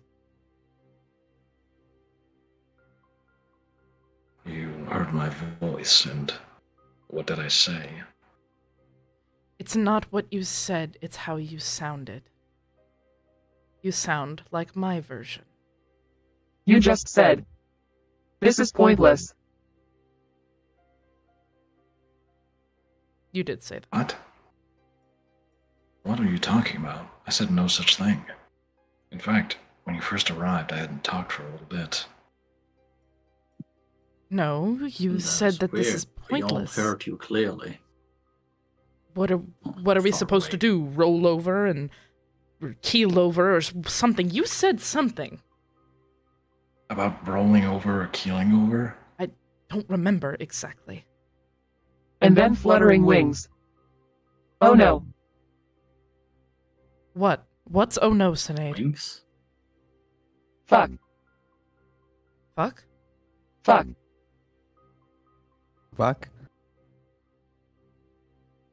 None of you have wings. What has 4 wings, no eyes, and is very angry? Fate. We need to leave now. Bingo. Good. And leave to where, might you be wondering?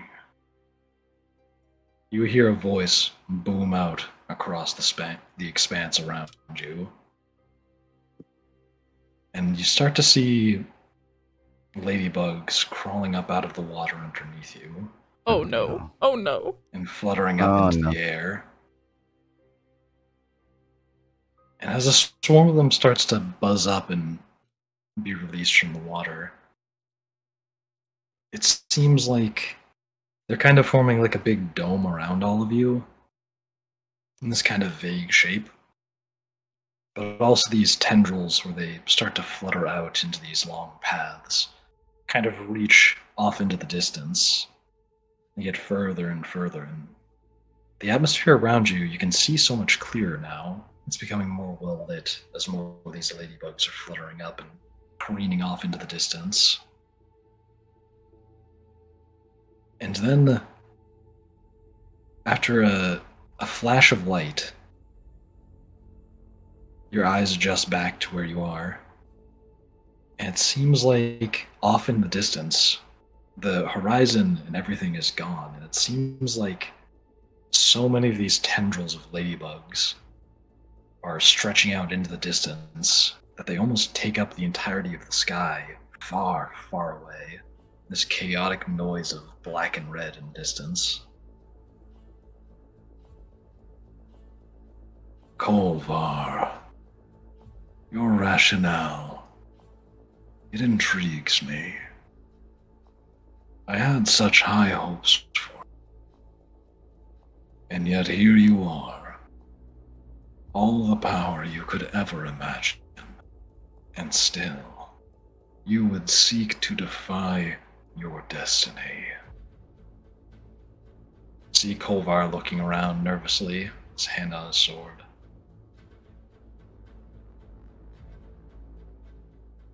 No. If you didn't hear my voice, could it have been that you heard his, the other me? Nope. You hear Oloran speak to you? Not likely. He's not even close by right now.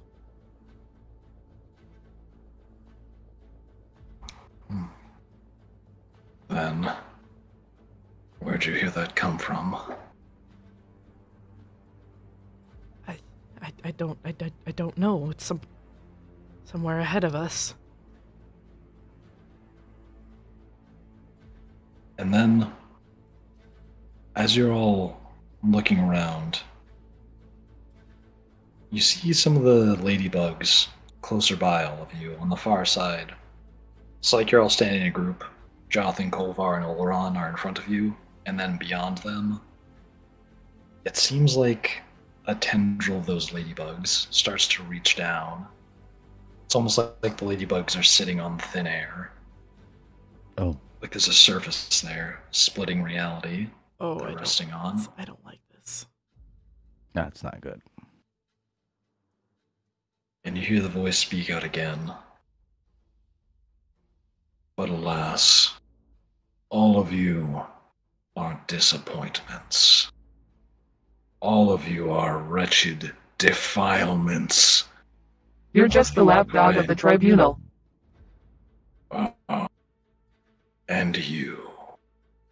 You see a hand reach around the corner that's a pearly stone white.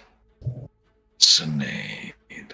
It appears out of thin air and grasps at the area where the ladybugs are resting.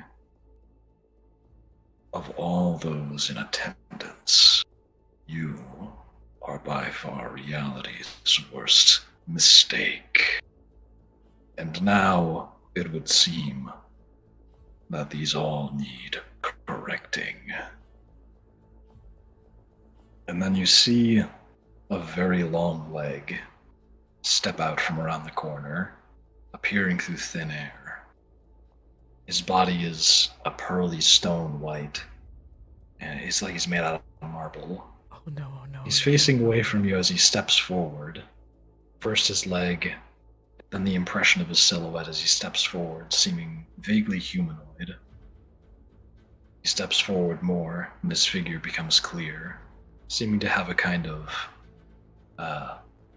like toga or like very flowy light cloth around his waist. And his back leads way to many wings that seem to stretch back from where he came from without ending. And he turns his face to look towards all of you.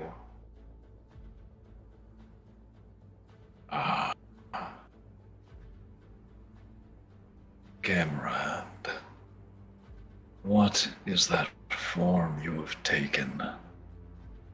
Filthy, wretched, imperfect. Rude. You are among one of the most beautiful creations in this existence.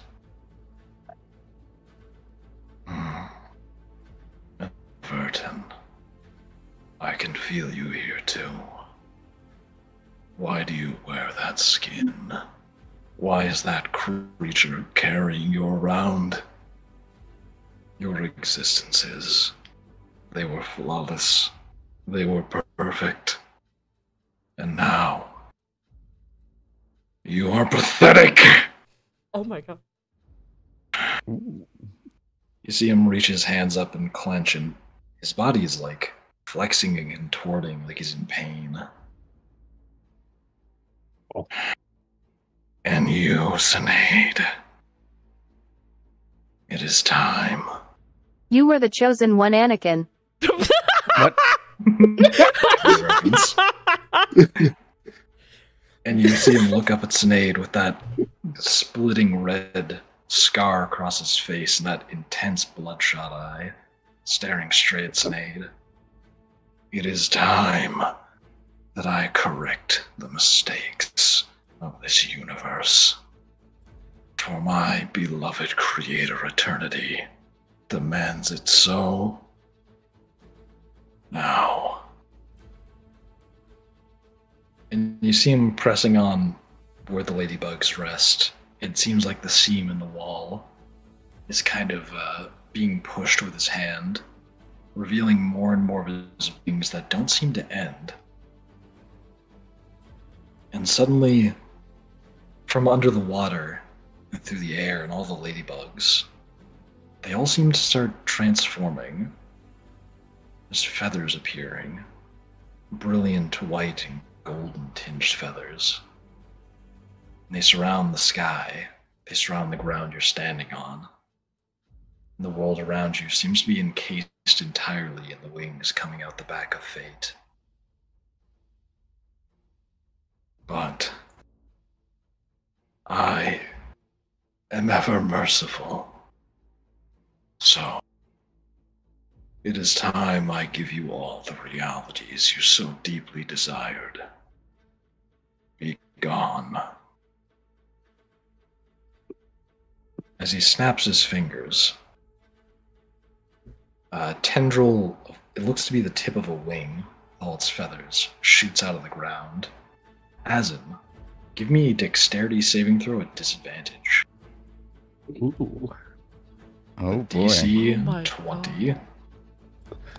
Oh boy, you're trying to use my best thing. Fuck. Oh my god. No! A 9? As the tendril lunges towards Azim at an uncanny speed, it's almost like the wing isn't moving. It's sort of like it's growing towards him at rapid speed. He tries to step back and dodge out of its way, but its uncanny pattern of motion just lunges back into his position and pierces him through the chest. And he's engulfed in a light that he kind of leaves behind this like seed shape in the size of his body. And you see Azim completely disappear. Did you just Thanos snap me? Zendel, give me a dexterity saving throw at disadvantage. Disadvantaged. Shanti, I don't feel so good. Dexterity.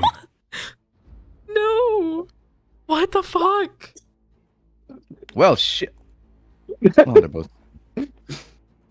At least a disadvantage didn't do anything. However, Isn't any better. And another tendril shoots out and again encases Zendel as well. And turns him into another one of these like spheres of light. And Zendel is gone. So basically, it just grabbed me and then just. Yep. Oh my god! What the fuck? Everybody, give me a dexterity saving throw at disadvantage. Oh my god. no. So basically the two of Good us that are luck, guys. left. Yeah. It's just nope. get ready to get infinite Tsukiyomi. I got a 13 and a 21, so that would be a 13. Gotcha. Yasha, I'll go first. As you attempt to dodge away from... That's up to 10, right? Yeah. Yeah. Yeah. You manage to move with a kind of speed that's rather unusual for you, but these wings are also very unusual. Again, they pierce through you as well, and you're gone in a flash of light. And Shanti, you also managed to do that. You also managed to move out of the way a bit, just in time to see Brock get Thanos snapped into a ball of light. No! Before you as well also. Actually, tell me how you do it, since you told me you want to. Well, he's gone now, so I can't exactly, but like, after Zendel gets, like, fucking snapped out of existence, she turns and locks eyes with Brock and, like, tries to run for him. But then, you know, he fucking gets Thanos snapped, and she just, like, kind of stops with her arm out, trying to, like, reach for him. But there's nothing there anymore. Oh my god. And then more tendrils reach towards Kolvar, Johnathan, and Oloran. And the same fate befalls possibly all of them. And then fate stares down Cynade. Now, Cynade, it is time that we correct the mistakes. And he takes a step towards you.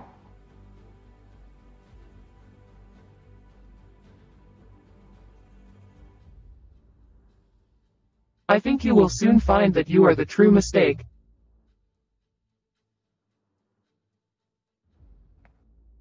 The words of a filthy creature have no meaning to a being as perfect as me. And one of his wings shoots towards you. Give me... Oh, wait, you already gave me the dexterity saving throw. You manage to dodge out of the way of the first one. And that's uncanny movement kind of heads towards you again. But your sword's able to block a bit of the movement of the wings and stop it from penetrating you at first. Give me another dexterity saving throw at disadvantage.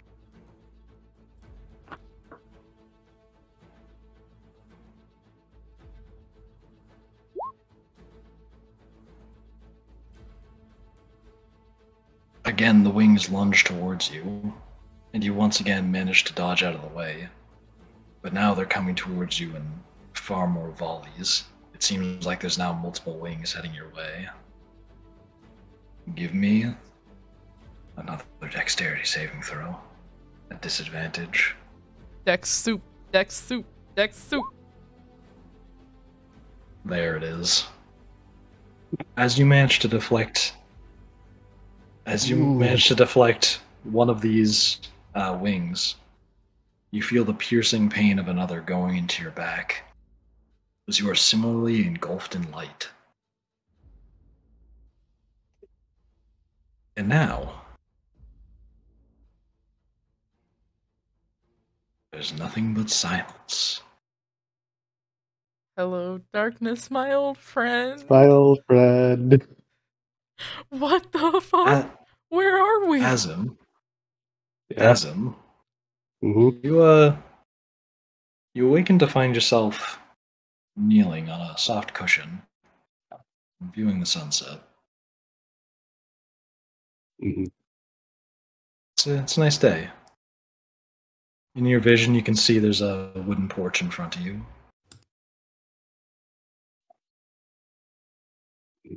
Sort of like Question. I'm just assuming like I woke up and like if like that happened and then I like woke up almost. Yeah. That just happened, Okay. and then now you're seeing this in front of you, and you awaken to see like a wooden railing in front of you, a calm sunset before you. It seems like you're in a tall building. Mm-hmm. I kind of just like shut up from where I'm sitting and look around like, where am I? You see your old rival. He seems as old as you remember on the day that you had killed him. And he's kneeling on a cushion beside you. And he turns his head with his eyes closed and goes, "Please be calm.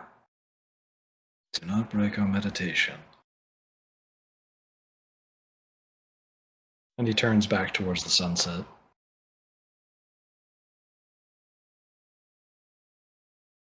Azim just looks around and confused and like slight shock.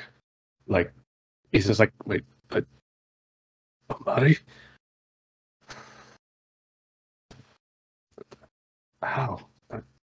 You look around and you see that there seems to be a lot of monks standing around in meditation, doing their usual thing. Mm-hmm. But everything seems completely calm.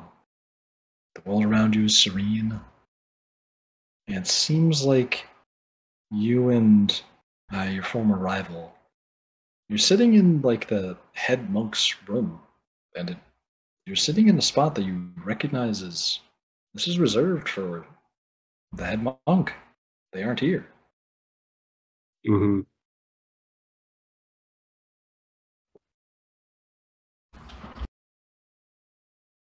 Mm. I'm just gonna say like Adam's so like confused with like what the fuck is going on. Because the last time he's seen everything was pretty much like in crumbled Amari supposed to be dead, and he's just standing like what the hell is going on?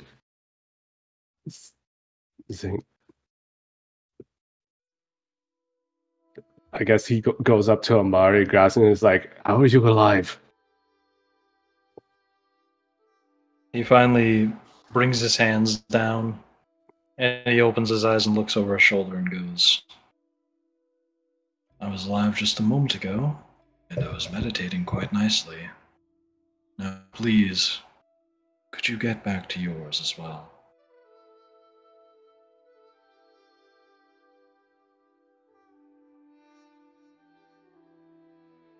As I'm kind of just refusing, like goes outside to figure out what's going on because I don't know. He has a feeling this can't be right. It's like, And then you feel kind of this like chain on you. It's like it's stuck to your chest and sutured into you, but you couldn't feel it before. As you try and walk away, and it's sort of chaining you back to the place you were sitting in.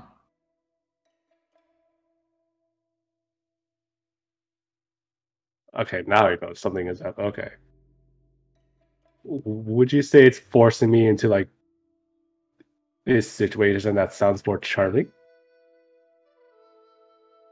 Kind of. It's like it's pulling you back to, like, it's such a nice scene that you can see there, and it almost feels like you're chained to that cushion you were sitting on, and the ability to, like, see that sunset. The chain isn't, like, pulling you, but it is stopping you from walking. Mm-hmm.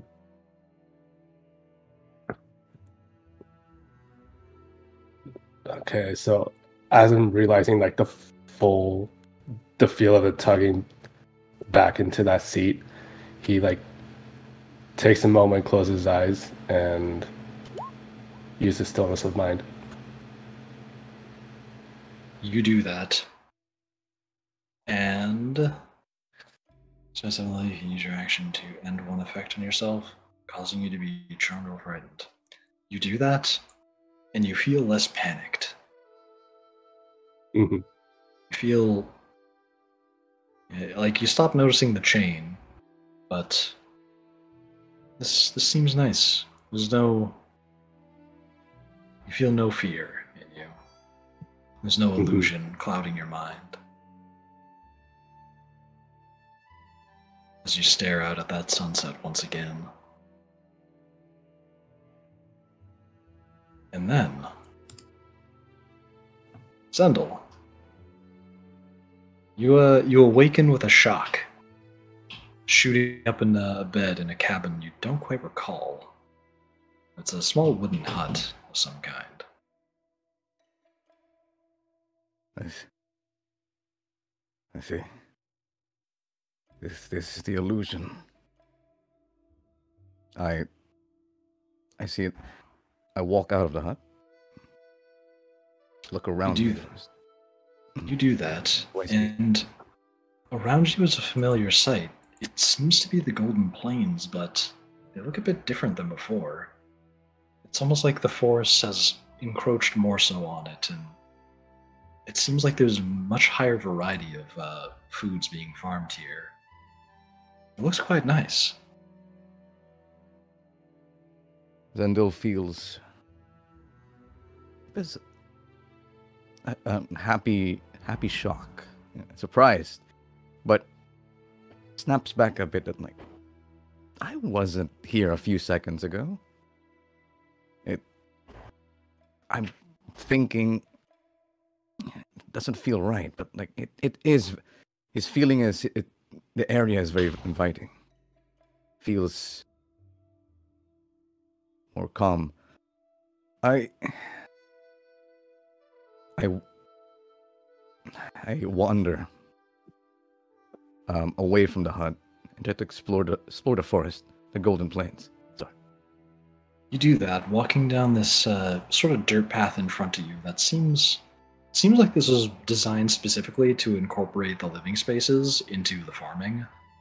And then there's still sectioned off chunks, but it seems like those chunks incorporate trees and much larger plants now, rather than just like the fields of wheat you remember. And as you wander, you see somebody in the distance. It seems like they're carrying a basket and heading towards you. They look familiar. As they see you, they seem to like lift up their hand and wave and call over to you. Zendel looks confused, and he waves back, but very hesitant. He also slowly approaches the familiar person.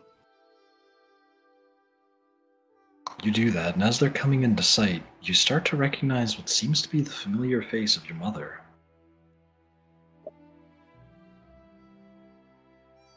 That was Mother? But you're not supposed to be here. What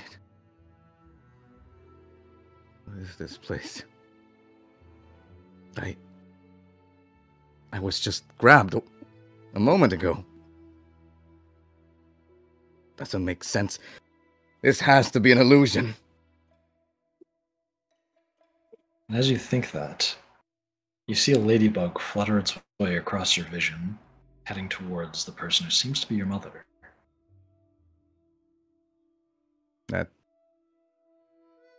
certainly catches Zendel's attention as he remembers a bunch of ladybugs before he got grabbed.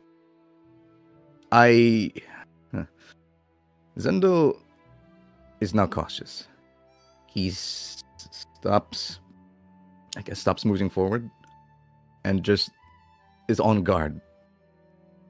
On guard and illusion, like much I could do, but I guess at the moment he's just on guard. Word.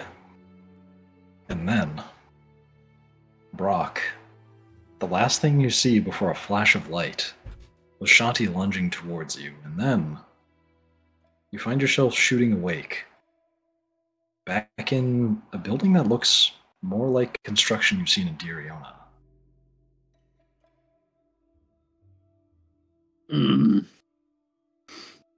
Brock will kind of jolt up and look around. You do that, and as you look around, you see a room filled with lots of nicely crafted goods, and mostly the nice dwarven metalwork that you remember, but also a bit of very nice woodworking across, like, say, some furniture. There's a bookshelf that seems... It almost seems like it's grown from a piece of wood that was meant to be shaped that way, not like a piece of wood that was cut to, like, look like that. It's odd. It's very lively looking wood that you don't really recall seeing before. And over the doorway, and carved into the bed that you were resting on, you noticed that there's actually a crest that you recently presented to Shanti carved into both of them. Motherfucker. Brock will get out of bed and look for something to get dressed. You do that, going over to her closet. And as you open it, you see some nice-looking dwarven clothing. This can't be real. He'll look back at the crest, back at the clothes. Know very much that he is in Diriona. I'm assuming there's no windows. Nothing no. to look at. Okay, good. He will throw on something just to not be in, like, sleeping gowns. Mm-hmm. And go to the door. He will not open the door yet. He will listen to if something's on the other side. You do that, and you can hear what seems to be the sound of people laughing, and you catch through the keyhole what seems to be the smell of, like, breakfast being cooked. Something seems kind of traditional back from your days in the mountain. And you can hear voices talking and seemingly laughing quite a bit. And all of a sudden you hear a voice much more clearly go, Brock, breakfast is ready. And for a moment, it almost sounds like Shanti.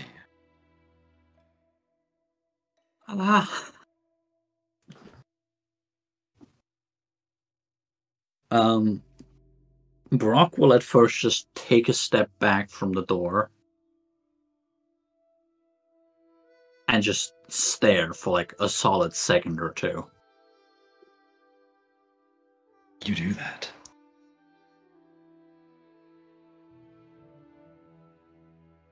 God, what the fuck am I gonna reply to that shit?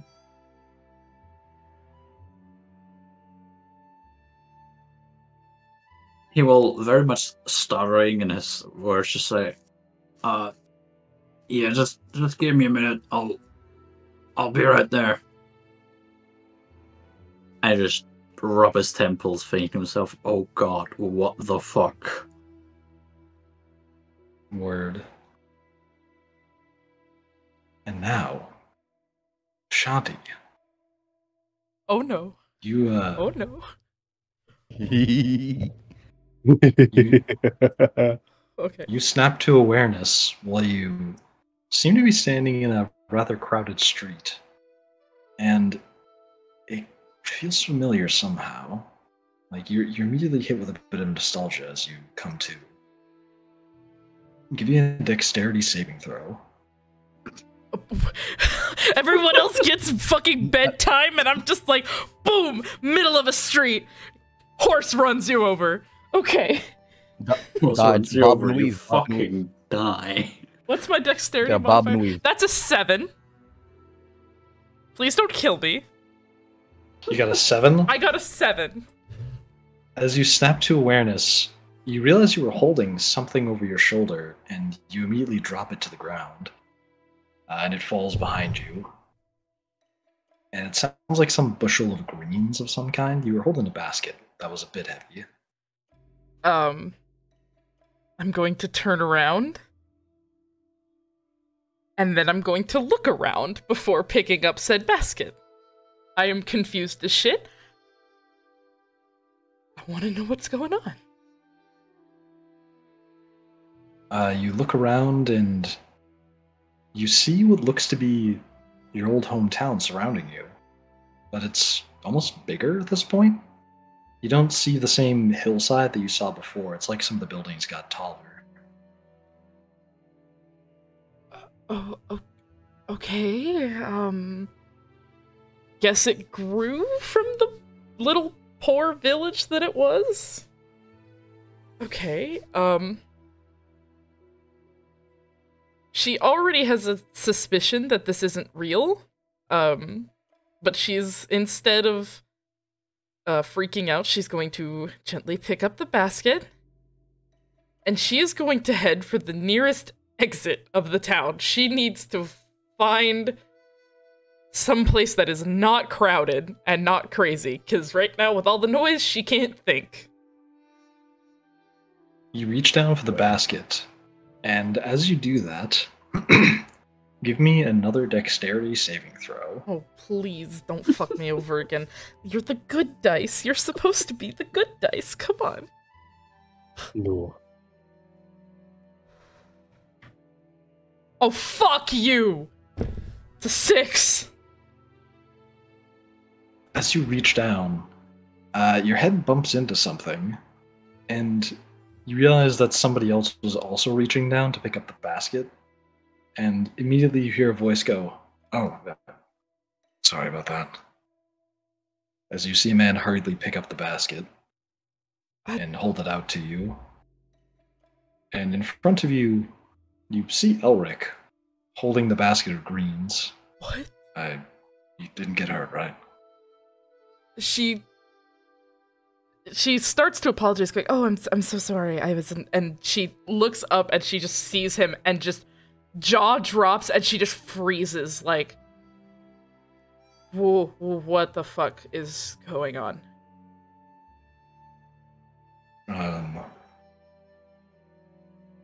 Is everything all right? You look a little nervous. She blinks a few times and then kind of like shakes her head a bit and she just goes, sorry, I thought I'm so sorry.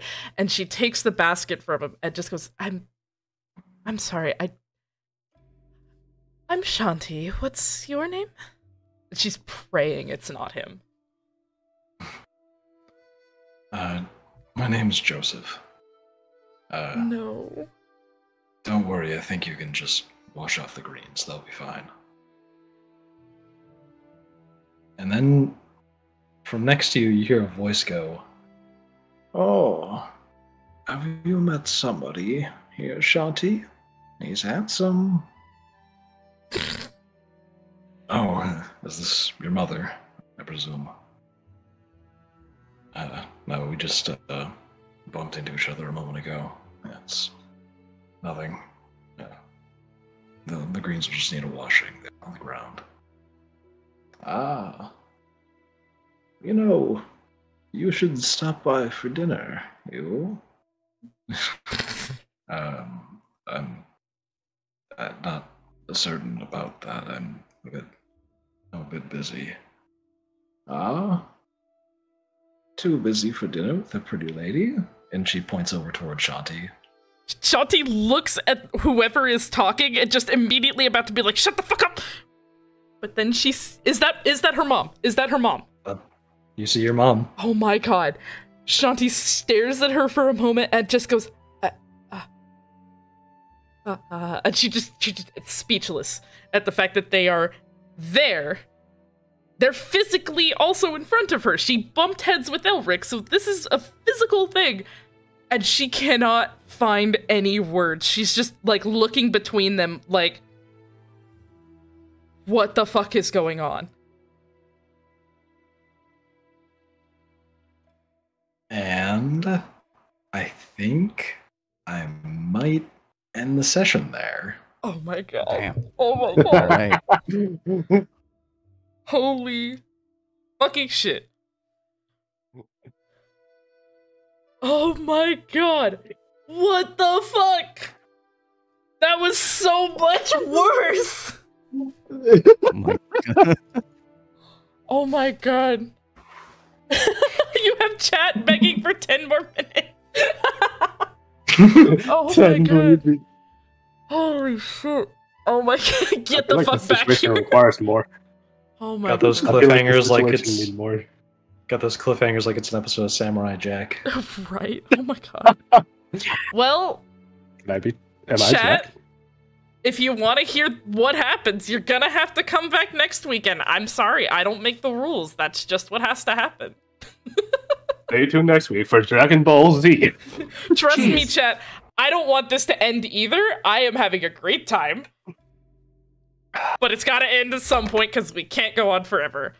But holy shit, Makeshift. Oh my god. I totally wasn't expecting to see Mother, too. Like, great. Oh. Hey, Zendel, Dead Mom Team. Oh my god. You guys have moms? We do not we're bonding over trauma. Okay. Well, chat, if you could do me a favor, and you could tweet about how cool this session was, and how all of the cool kids are watching Untold Realms, that would be great. Come on, like, all your friends are doing it. You might as well just do it too. What are your friends doing? Going to We work? put a lot of work You into don't need this, that like I money. used all 2 of my brain cells for the lower. She did. God, let's all just give Mars, like, a round of applause, because she writes this lore. This is all her. Like, Makeshift does all the DM stuff and, like, the incorporating our backstories, but Mars, like, comes up with the whole, like, the gods and the Cynade stuff. So, good. Thank you, Mars, for writing such a fucking amazing universe for us. Because holy shit, is there a word for getting a Brain boner cells over are a fictional working story? overtime. Your brain cells are working overtime. But seriously, if there's a word for getting a boner over how good writing is, could somebody tell me? Because that's what I have right now. I have a writing boner. I don't know. Would it be called a hardcover? Hardcover. Hardcover. Hardcover. Oh, A hardcover. What were you saying about Asim? Oh my god.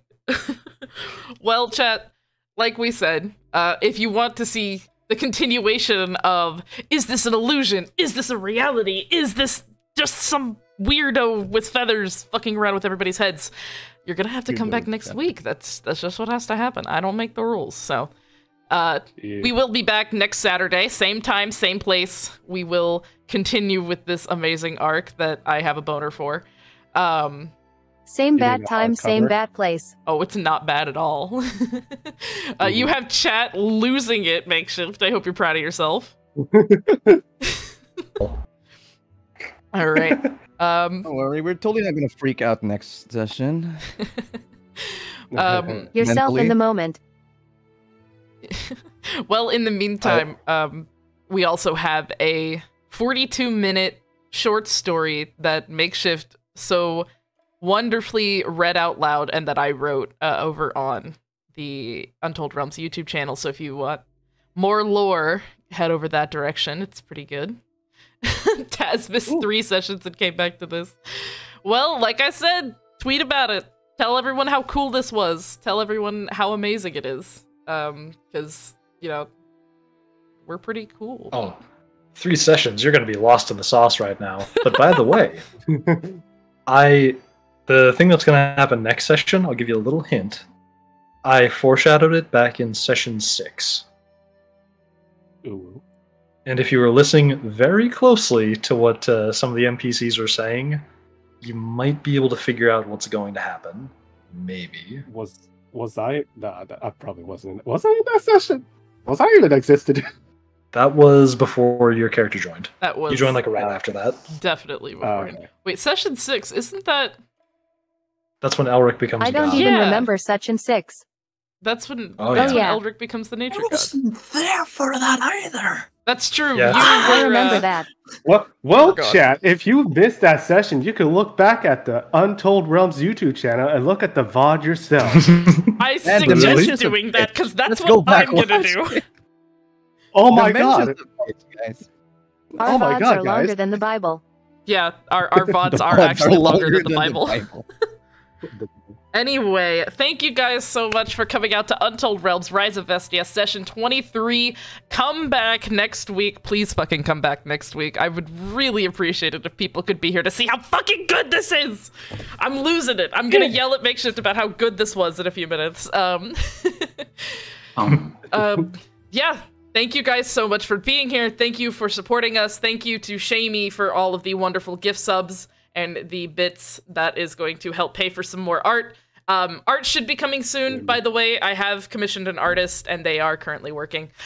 Kat, please put the dildos away. Everyone else, I hope to see you next week. Thank you all for coming. Thank you so much, and we will all see you next week. Bye, everybody. Bye. Bye bye.